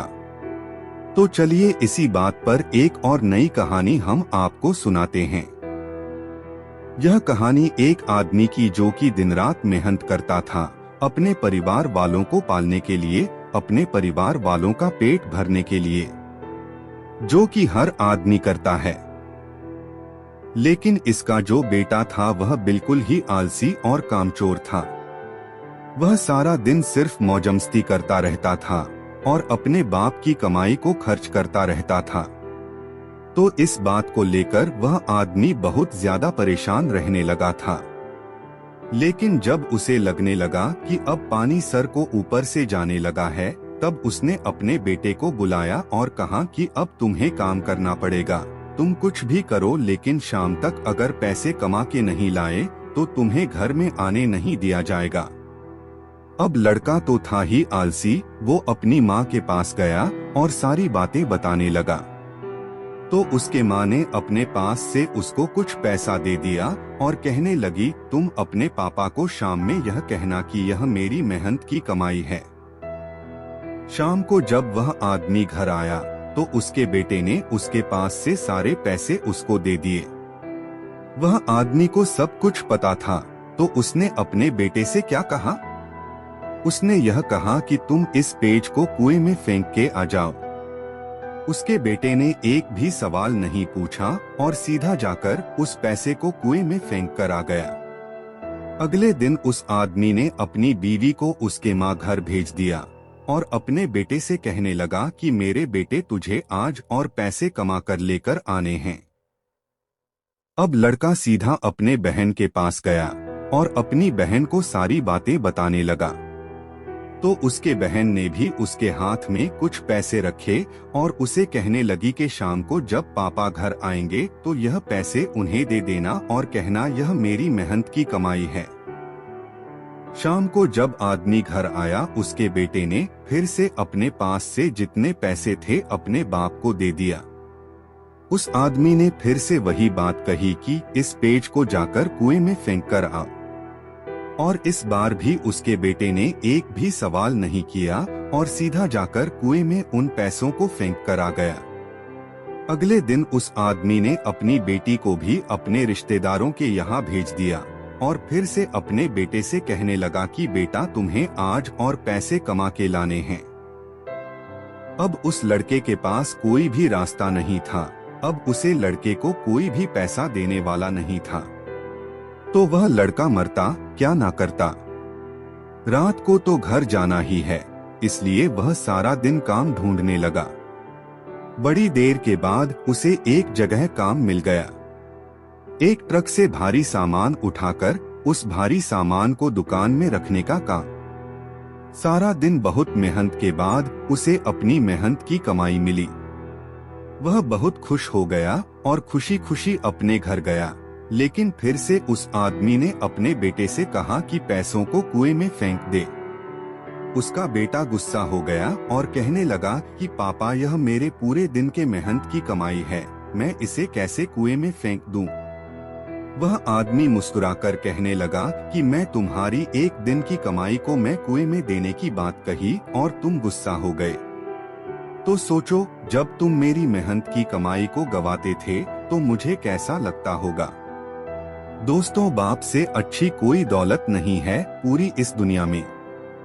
उस इंसान ने आपके सपने को पूरा करने के लिए अपने सपने को खत्म कर दिया। जब भी जिंदगी में फिजूल खर्च करोगे तो उसे इंसान के बारे में जरूर सोचना, क्योंकि वह इन पैसों के लिए दिन रात मेहनत करता है, सिर्फ आपके सपने पूरे करने के लिए। और बाप के कमाने या ना कमाने से कोई फर्क नहीं पड़ता, बाप का होना ही आपके लिए सबसे बड़ी ताकत होती है। मैं आपसे एक बात कहना चाहता हूँ कि जिंदगी में कोई ऐसा काम न करना कि उनका सर आपकी वजह से शर्म से झुक जाए। ऐसा काम करो उन्हें आप पर गर्व हो कि आप उनकी औलाद हो। बुरे से बुरे समय में भी भगवान पर से आपकी आस्था नहीं हटनी चाहिए। भगवान पर आपका विश्वास है, वह अटूट होना चाहिए। चलिए हम आपको एक कथा के माध्यम से बताते हैं।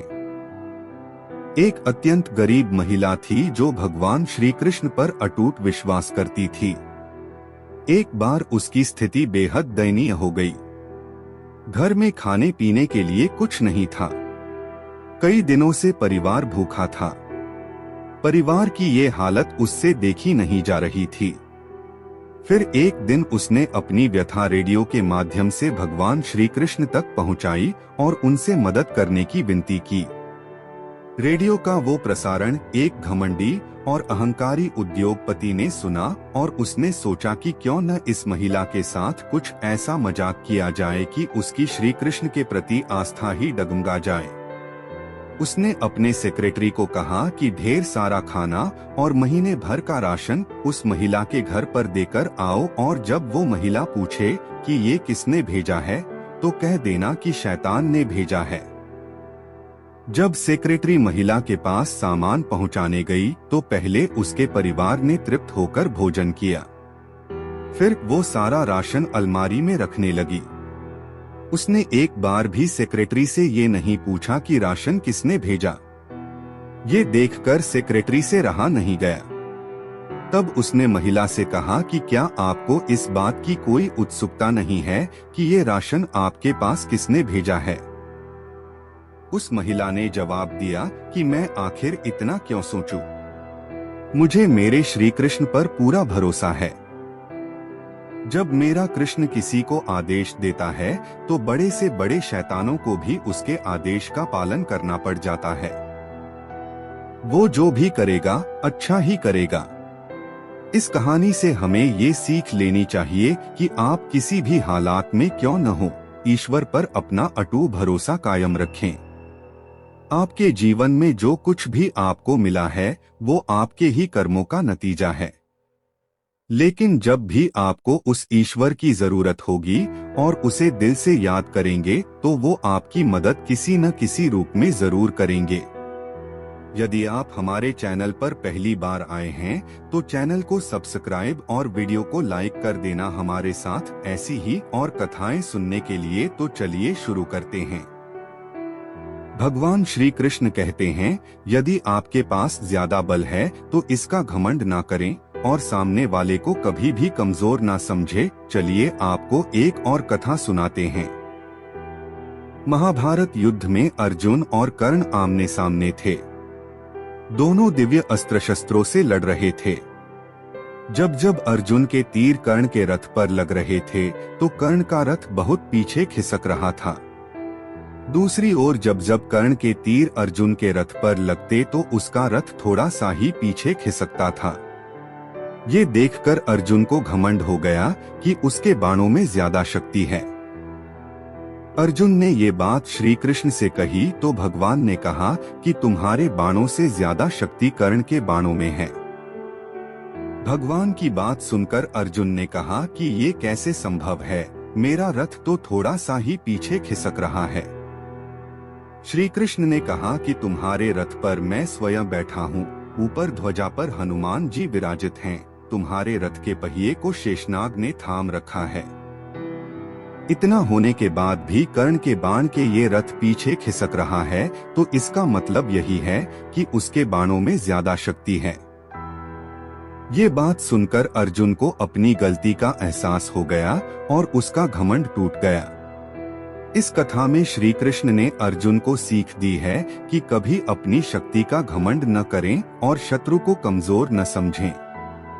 यदि किसी समय आपके साथ गलत हो रहा है, आपके ऊपर झूठा आरोप लग रहा है, तो आपको अपनी व्यथा उस समय व्यक्त नहीं करनी, अपना गुस्सा उस समय व्यक्त नहीं करना, अपने आप को सही साबित उस समय नहीं करना। जब सही समय आएगा तो खुद उन लोगों को पता चल जाएगा। चलिए एक और कथा आपको सुनाते हैं। द्वारका में एक सूर्य भक्त था सत्राजित। उसे सूर्य देव ने स्यमंतक नाम की चमत्कारी मणि दी थी। ये मणि रोज 20 तोला सोना उगलती थी। एक दिन श्री कृष्ण ने सत्राजित से कहा कि आप ये मणि राजकोष में देंगे तो इससे मिले धन से प्रजा की अच्छी देखभाल हो सकेगी। सत्राजित ने श्री कृष्ण को मणि देने से मना कर दिया।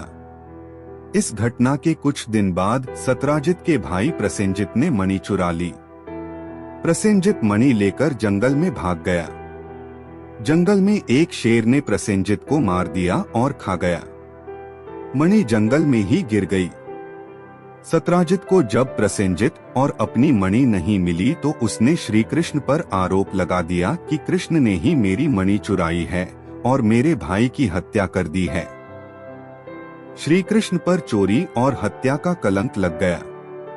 श्री कृष्ण ने उस समय क्रोध नहीं किया, धैर्य बनाए रखा और इस आरोप को गलत साबित करने के लिए जंगल की ओर चल दिए। जंगल में श्री कृष्ण को शेर के पैरों के निशान दिखे और निशान के पास हड्डियों का ढेर दिखा। श्री कृष्ण समझ गए कि प्रसेनजित को शेर ने मार दिया है और मणि यहीं कहीं गिर गई है। श्री कृष्ण मणि खोजते हुए एक गुफा में पहुंच गए। गुफा में जामवंत रहते थे। श्री कृष्ण ने मणि मांगी तो जामवंत नहीं दी। इसके बाद दोनों का युद्ध हुआ।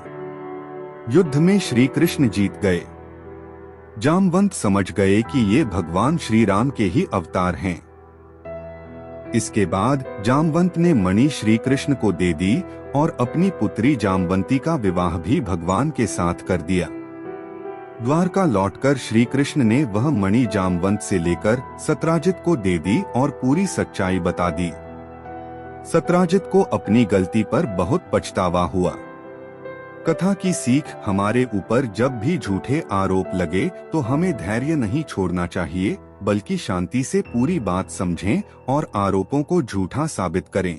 श्री कृष्ण अच्छे लोगों की परीक्षा बहुत लेते हैं, परंतु कभी उनका साथ नहीं छोड़ते और बुरे लोगों को कृष्ण बहुत कुछ देते हैं, परंतु उनका कभी साथ नहीं देते। अगर आप अपने अतीत को याद करके परेशान रहते हैं तो आप कभी भी कामयाब नहीं बन सकते। इस जीवन में जब कोई आपके बारे में बुरा कहे तो परेशान नहीं होना चाहिए, क्योंकि उनको आपको महत्व देने का कोई और तरीका नहीं आता। जीवन में दो लोगों का होना बहुत जरूरी होता है। एक श्री कृष्ण जो ना लड़े फिर भी आपकी जीत पक्की कर दे, दूसरा कर्ण जो हार सामने हो फिर भी आपका साथ ना छोड़े। तो हेलो दोस्तों, आपका हमारी वीडियो पर बहुत बहुत स्वागत है। वीडियो में आगे बढ़ने से पहले चैनल को सब्सक्राइब कर वीडियो को लाइक कर देना। तो चलिए आगे बढ़ते हैं। जैसे हर कीमती वस्तु को उठाने के लिए झुकना ही पड़ता है, वैसे ही हमारे माँ और पिता का आशीर्वाद भी इन्हीं से एक है। श्री कृष्ण कहते हैं, मानव को जीवन में श्रेष्ठ बनने का प्रयत्न अवश्य करना चाहिए, परंतु जीवन में हमेशा उत्तम ही रहना चाहिए। श्री कृष्ण कहते हैं, ईश्वर की न्याय की चक्की थोड़ी धीमी जरूर चलती हैं, परंतु वो पीसती बहुत ही बारीक हैं। आप करते वही हैं जो आप चाहते हैं, होता वही है जो श्री कृष्ण चाहते हैं। आप वही करो जो श्री कृष्ण चाहते हैं, फिर होगा वही जो आप चाहते हैं। पूरे विश्व में जुबान ही एक ऐसी वस्तु है जहाँ पर विष और अमृत दोनों एक साथ रहते हैं। जय श्री कृष्णा। अगर कोई मनुष्य शिक्षा से पहले अपने संस्कार, व्यापार से पहले अपना व्यवहार और भगवान से पहले माता पिता को पहचान ले तो उसकी जिंदगी में कभी कोई कठिनाई नहीं आए। अच्छे और सच्चे रिश्ते न तो खरीदे जा सकते हैं और न ही उन्हें कोई उधार ले सकता है। रो पड़े श्री कृष्णा ने कहा, मैं तो सबकी सुनता हूँ, पर मेरा कौन सुनता है। मनुष्य गलत कार्य करते समय बाएं, दाएं, आगे, पीछे चारों तरफ देखता है, बस ऊपर देखना भूल जाता है। जो मानव विजय और पराजय भावनाओं से परे होता है, वह दूसरों की विजय में भी आनंद का अनुभव अवश्य करता है। श्री कृष्ण कहते हैं, कितनी भी कोशिश करो स्वार्थ से रिश्ते बनाने की, वो कभी नहीं बन पाते, और प्रेम से बने रिश्तों को कितना भी तोड़ने की कोशिश करो, वो कभी नहीं टूटते। श्री कृष्ण कहते हैं कि जन्म लेने वाले के लिए मौत उतनी ही निश्चित है जितना कि मृत्यु होने वाले व्यक्ति के लिए जन्म लेना, इसलिए जो अनिवार्य है उस पर कभी शोक मत करो। श्री कृष्ण कहते हैं कि हमें कभी उस मनुष्य पर भरोसा नहीं करना चाहिए जो वक्त के साथ अपना स्वभाव बदल लेता है। श्री कृष्ण कहते हैं कि हर किसी के अंदर अपनी ताकत और अपनी कमजोरी होती है। पानी में रहने वाली मछली जंगल में कभी नहीं दौड़ सकती और जंगल का राजा शेर कभी पानी में राजा नहीं बन सकता, इसलिए महत्व सभी को देना चाहिए। सब कष्ट और पीड़ा दूर होने के बाद मन प्रसन्न होगा, ये हमारा संदेह है। असल में हकीकत यह है कि हम मन प्रसन्न रखें तो सब कष्ट और पीड़ा दूर हो जाएगी। विश्वास अगर खुद पर रखो तो ताकत बन जाती है, और दूसरों पर रखो तो वो अपनी कमजोरी बन जाती है। आप कब सही थे इसे कोई याद नहीं रखता है, लेकिन आप कब गलत थे इसे सब लोग हमेशा याद रखते हैं। यदि लोग आपके विचारों को गलत बताते हैं तो यह आपका उत्तरदायित्व है कि आप अपने विचारों को सही साबित करके दिखाएं। चक्रव्यूह बनाने वाले सारे अपने ही लोग होते हैं। यह बात कल भी आज भी नहीं बदली, और यह भी पक्का है कि फंस भी वही लोग जाते हैं। श्री कृष्ण कहते हैं कि मैं किसी के तकदीर का निर्माण नहीं करता और न ही किसी के कर्मों के फल देता हूँ। श्री कृष्ण कहते हैं कि किसी की चूक को एक बार माफ करके अच्छे बन जाओ, पर दोबारा उसी मनुष्य पर भरोसा करके आप खुद बेवकूफ कभी मत बनो। मनुष्य कितना भी गौर वर्ण वाला क्यों ना हो, परंतु उसकी छाया सदैव काली ही होती है। मैं श्रेष्ठ हूँ यह आत्मविश्वास है, लेकिन सिर्फ मैं ही श्रेष्ठ हूँ यह अहंकार है। उस व्यक्ति के लिए सभी परिस्थितियां अच्छी हैं जो अपने भीतर प्रसन्नता संभाल कर रखता है। कभी भी स्वयं पर अहंकार मत करना, पाषाण भी भारी होकर पानी में अपना वजूद खो देता है। जय श्री कृष्णा। श्री कृष्ण कहते हैं कि मैं सभी प्राणी जीवों को समान रूप से देखता हूँ, ना कोई मुझे कम प्रिय है ना अधिक, लेकिन जो मेरी प्रेम पूर्वक भक्ति करते हैं वो मेरे अंदर रहते हैं और मैं उनके जीवन में आता हूँ। सबसे साथ इस तरह का व्यवहार करो कि अगर कोई आपके बारे में बुरा भी कहे तो कोई उस पर विश्वास ना कर सके। समय जैसा भी हो, अच्छा या बुरा, एक दिन बदलता जरूर है। अपने अच्छे वक्त में कुछ ऐसा गलत कार्य मत करो कि आपके बुरे वक्त में अपने लोग आपका साथ छोड़ दे। श्री कृष्ण कहते हैं कि तुम्हारा क्या गया जो तुम अभी दुखी होते हो? तुम क्या लेकर लाए थे जो तुमने अभी गुमा दिया? तुमने क्या निर्माण किया था जो अभी खत्म हो गया?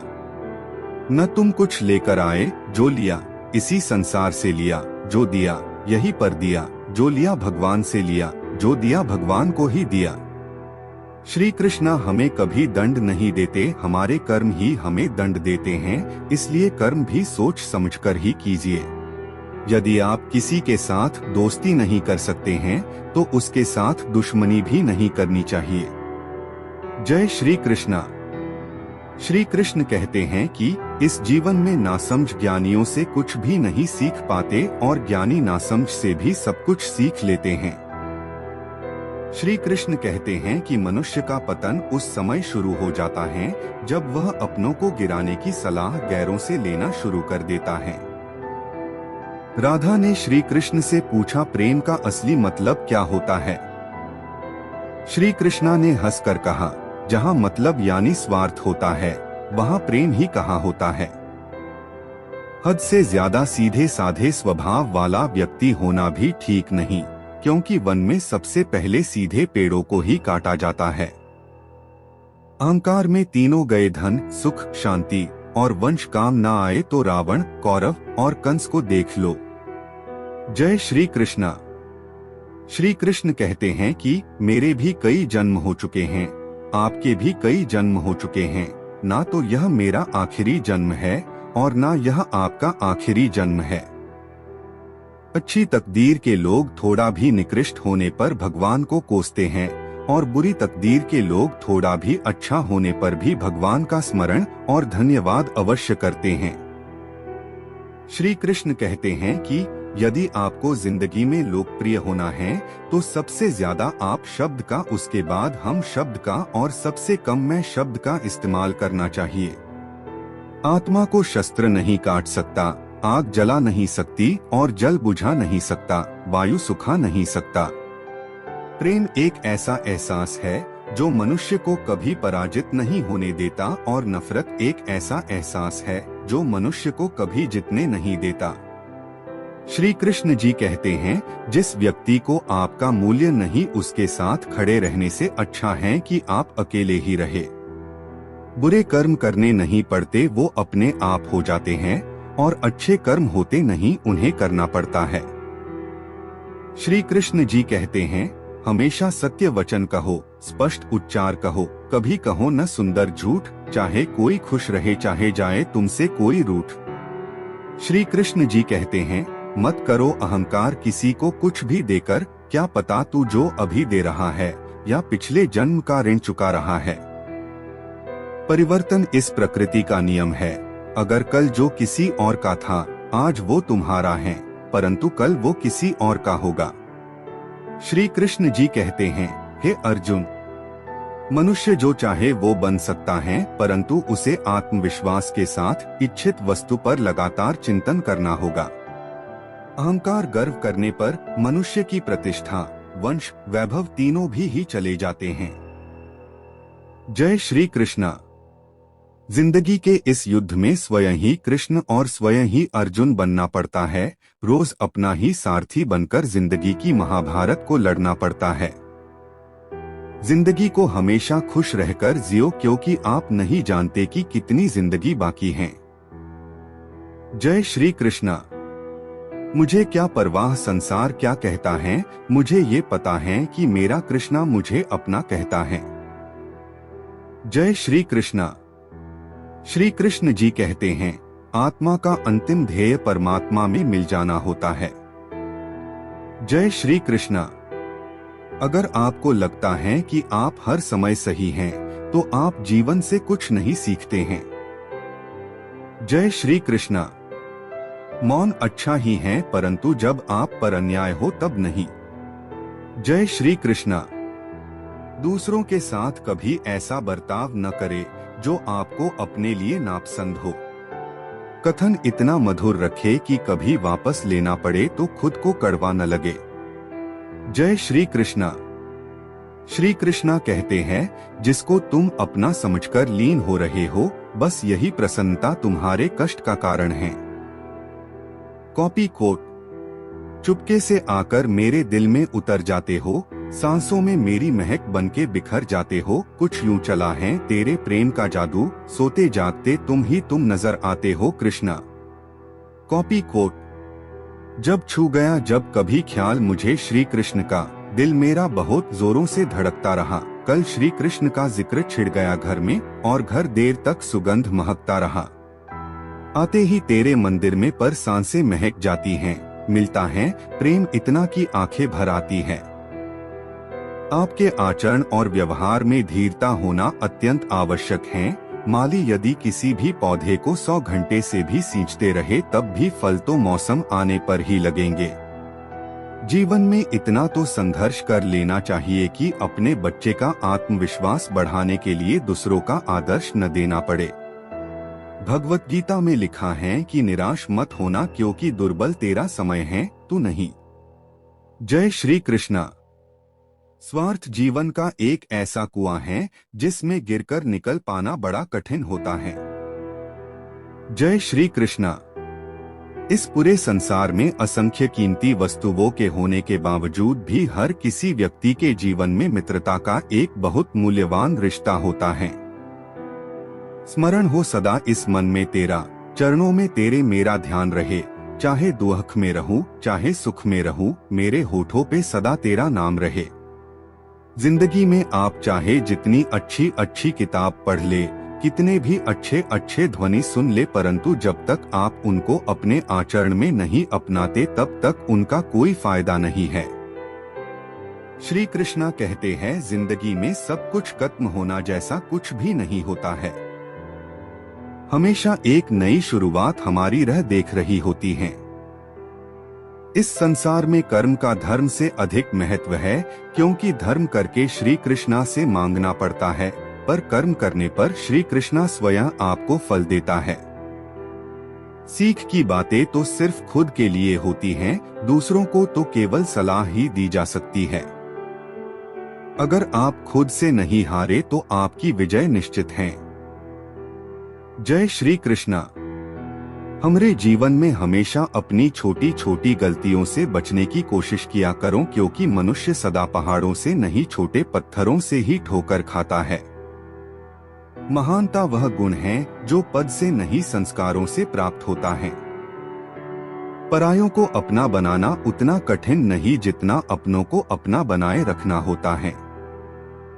तेरी यादों के साथ ऐसे ही जीवन का सफर करते हैं हम, अब तुझको ही लिखते हैं और तुझको ही पढ़ते हैं हम।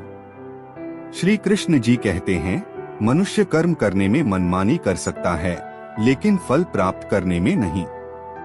श्री कृष्ण जी कहते हैं मुझे जानने का केवल सिर्फ एक ही उपाय है, मेरी भक्ति। मुझे बुद्धि द्वारा कोई नहीं जान सकता है, ना कोई समझ सकता है।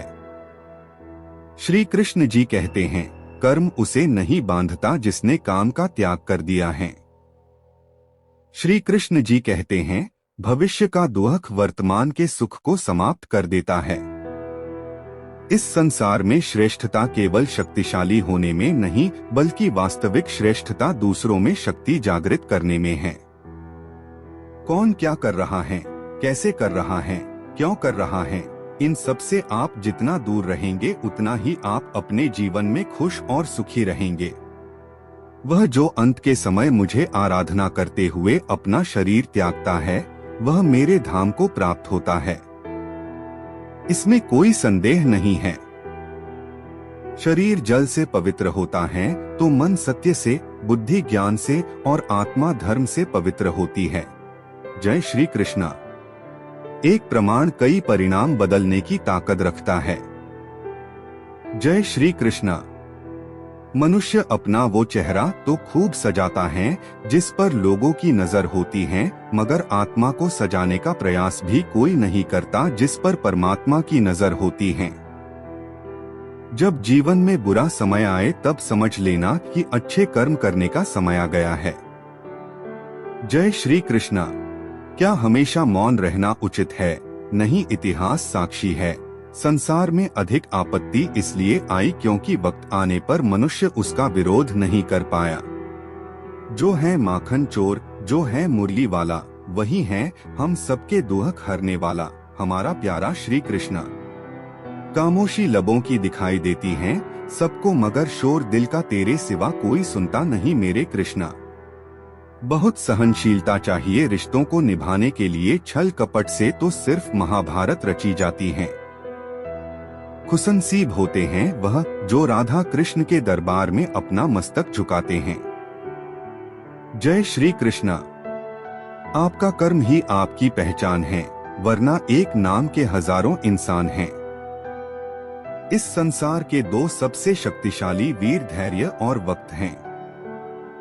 जय श्री कृष्णा। नहीं, इच्छा सागर की आपके दया कृपा की बूंद भी काफी है। रहु भक्ति में हर दम बस श्री कृष्णा का ध्यान ही काफी है। श्री कृष्ण कहते हैं, मुंह से माफ करने में किसी को समय नहीं लगता, पर दिल से माफ करने में संपूर्ण जीवन बीत जाता है। श्री कृष्ण कहते हैं, मनुष्य अपने जीवन में गलतियां करके उतना दुखी नहीं रहता जितना कि वह बार बार उन गलतियों के बारे में सोचकर दुखी होता है। जीवन में सफलता का पहनावा कभी तैयार नहीं मिलता, इसे बनाने के लिए मेहनत का हुनर चाहिए। वक्त कभी हमारा साथ नहीं छोड़ता, हम वक्त के साथ चलना छोड़ देते हैं। जय श्री कृष्णा। जब मानव को अपने धर्म पर गर्व हो जाता है, तब उसके हाथों अधर्म होने लगता है। जय श्री कृष्णा। श्री कृष्ण कहते हैं, सत्य परेशान हो सकता है लेकिन कभी भी पराजित नहीं हो सकता। यह सच बात है कि भूल करके मनुष्य कुछ सीखता है, परंतु इसका यह तात्पर्य नहीं कि मनुष्य जीवन भर भूल करता रहे और कहे कि हम अभी भी सीख रहे हैं। इस संसार में हर कोई खाली हाथ आया था और खाली हाथ ही इस दुनिया से जाएगा। हमें कार्य के साथ साथ हमेशा कुछ वक्त विराम लेना चाहिए ताकि स्वयं के बारे भी कुछ सोच सकें। श्री कृष्ण कहते हैं, सभी को सुख देने की क्षमता भले ही हमारे हाथ में न हो, किंतु किसी को दुख या कष्ट न पहुंचे, यह तो हमारे हाथ में ही है। कभी भी अपनी सफलता का रौब अपने माँ बाप को मत दिखाओ, क्योंकि उन्होंने अपना जीवन हार कर आपको जिताया है। जय श्री कृष्णा। आत्मा पुराने शरीर को वैसे ही छोड़ देती है जैसे मानव अपने पुराने कपड़ों को उतारकर नए कपड़े पहन लेता है। श्री कृष्ण कहते हैं, संसार का सबसे अच्छा तोहफा समय है, क्योंकि जब आप किसी को अपना समय देते हैं तो आप उसे अपने जीवन के वह पल देते हैं जो कभी लौटकर नहीं आएंगे। श्री कृष्ण कहते हैं, प्रेम का अर्थ सिर्फ विवाह करना नहीं होता, बल्कि पूरी निष्ठा के साथ अपना समर्पण करना होता है। जिंदगी में दो ही लोग असफल होते हैं, एक वो जो सोचते हैं लेकिन करते नहीं, और दूसरे वो जो करते हैं पर सोचते नहीं। जय श्री कृष्णा। जिंदगी में कभी भी किसी से अपनी तुलना किसी से मत कीजिए। आप जैसे हैं सर्वश्रेष्ठ हैं और श्री कृष्णा की प्रत्येक रचना सर्वोत्तम है। जानने की शक्ति और झूठ को सच से अलग करने वाली जो विवेक बुद्धि है, उसी का नाम ज्ञान है। मंजिल मुझे छोड़ गई रास्तों ने पाल लिया है, जहाँ जिंदगी तेरी जरूरत नहीं मुझे श्री कृष्ण ने संभल लिया है। फल की कामना छोड़कर कर्म करने वाला मनुष्य ही अपने जीवन को सफल बनाता है। संकट के समय काम आने वाला सखा कहलाता है। सुख में तो सभी साथ देते हैं, पर दुख का साथी ही सच्चा साथी कहलाता है। ऐसे साथी हमेशा सम्मानित होते हैं।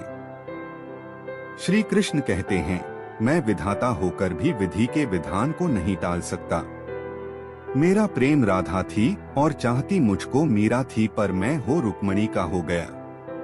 अगर अपने जीवन में कुछ करना है तो कल सबसे अच्छी तैयारी यही है कि आज से ही अच्छा करो। जीवन में गर्व भी आवश्यक है जब बातें हक, चरित्र और सम्मान की हो। जय श्री कृष्णा। श्री कृष्ण कहते हैं, हमारा संबंध उसी आत्मा से जुड़ता है जिनका हमसे पिछले जन्मों का कोई रिश्ता होता है, वरना इस संसार के इस भीड़ में कौन किसको जानता है। श्री कृष्ण ने बहुत अच्छी बात कही है, न हार चाहिए ना जीत चाहिए। जिंदगी में अच्छी सफलता के लिए परिवार और कुछ मित्र का साथ चाहिए। श्री कृष्ण कहते हैं, तुम खाली हाथ आए और खाली हाथ वापस चले जाओगे। जो आज तुम्हारा है कल किसी और का था और परसों किसी और का होगा। तुम जिसे अपना समझकर लीन हो रहे हो, बस यही प्रसन्नता तुम्हारे कष्ट का कारण है। जीवन में उन पर विश्वास मत करो जिनका ख्याल वक्त के साथ बदल जाए। विश्वास उनका करो जिनका ख्याल तब भी वैसा रहे जब आपका वक्त बदल जाए। श्री कृष्ण कहते हैं, रिश्तों को निभाने के लिए समय निकालिए, कहीं ऐसा न हो जब आपके पास समय हो तो रिश्ता ही न बचे। किसी से जुदा होना अगर इतना आसान होता तो शरीर से आत्मा को लेने कभी फरिश्ते न आते। जय श्री कृष्णा। इस संसार में घड़ी ठीक करने वाले तो बहुत मिलेंगे, मगर बुरा वक्त तो मेरा मुरली वाला ही ठीक कर सकता है। राधा कृष्ण का मिलना तो बस एक बहाना था, दुनिया को प्रेम का सही अर्थ समझाना था। जय श्री कृष्णा। श्री कृष्ण कहते हैं, जीवन में किसी को अपनी पसंद बनाना कोई बड़ी बात नहीं, पर आप किसी की पसंद बन जाना ये बहुत बड़ी बात है। जो अपने हिस्से का कर्म किए बिना ही भोजन पाते हैं वह अपने जीवन में चोर हैं। जीवन में कुछ पराये ऐसे मिले जो मुझे अपना बना गए और कुछ अपने ऐसे निकले जो पराये का मतलब बता गए। दोनों का शुक्रिया। श्री कृष्ण कहते हैं, सही वक्त पर पिए गए कड़वे घूंट अक्सर हमारे जीवन को मीठी कर दिया करते हैं। नर्क के 3 द्वार हैं, वासना, क्रोध और लोभ। श्री कृष्ण कहते हैं, कोई लाख करे चतुराई किस्मत का लिखा न मिटे मेरा भाई, राजा हो या भिखारी उसके भी होगी अपने सबके कर्मों की सुनवाई। लाख रहे दूरियां हमारे बिच तो क्या हुआ, याद नजरों से नहीं दिल से किया जाता है। जय श्री कृष्णा। दिल में ना जाने कैसे तेरे लिए इतनी जगह बन गई, तेरे दर्शन को छोटी से छोटी इच्छा मेरे जीने की वजह बन गई। श्री कृष्ण कहते हैं, ईश्वर प्रत्येक वस्तु में, प्रत्येक जीव में मौजूद हैं। न कोई चिट्ठी न तुम्हारा तार आता है, फिर भी दर्शन करने को श्री कृष्ण का वृंदावन पूरा संसार आता है। प्रेम कोई 2 पल का भोजन नहीं जो चखा और रहने दिया, प्रेम को निभाने के लिए तो अपना पूरा जीवन समर्पित करना पड़ता है। श्री कृष्ण कहते हैं, जिसको भगवान की कृपा पर विश्वास है और उनके न्याय पर विश्वास है, उसे संसार की कोई भी स्थिति विचलित नहीं कर सकती। वह जो इस ज्ञान में विश्वास नहीं रखते, मुझे प्राप्त किए बिना जन्म और मृत्यु के चक्र का अनुगम करते हैं।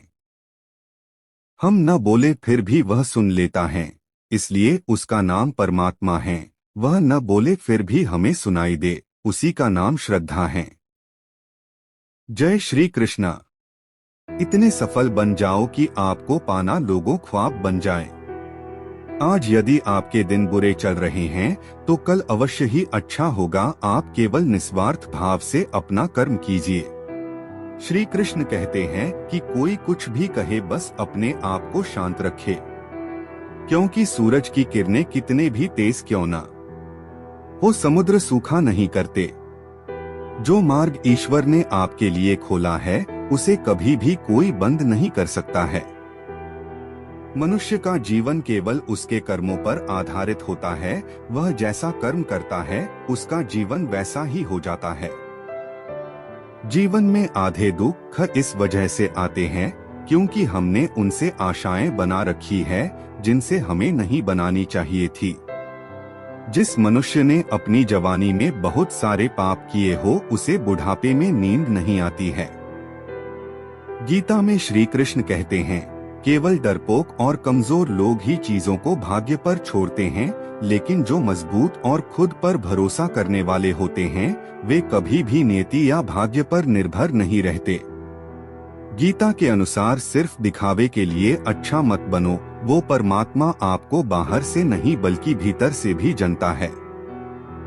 श्री कृष्ण का कहना है कि मुश्किलें केवल बेहतरीन लोगों के हिस्से में आती है, क्योंकि वही लोग उसे बेहतरीन तरीके से अंजाम देने की ताकत रखते हैं।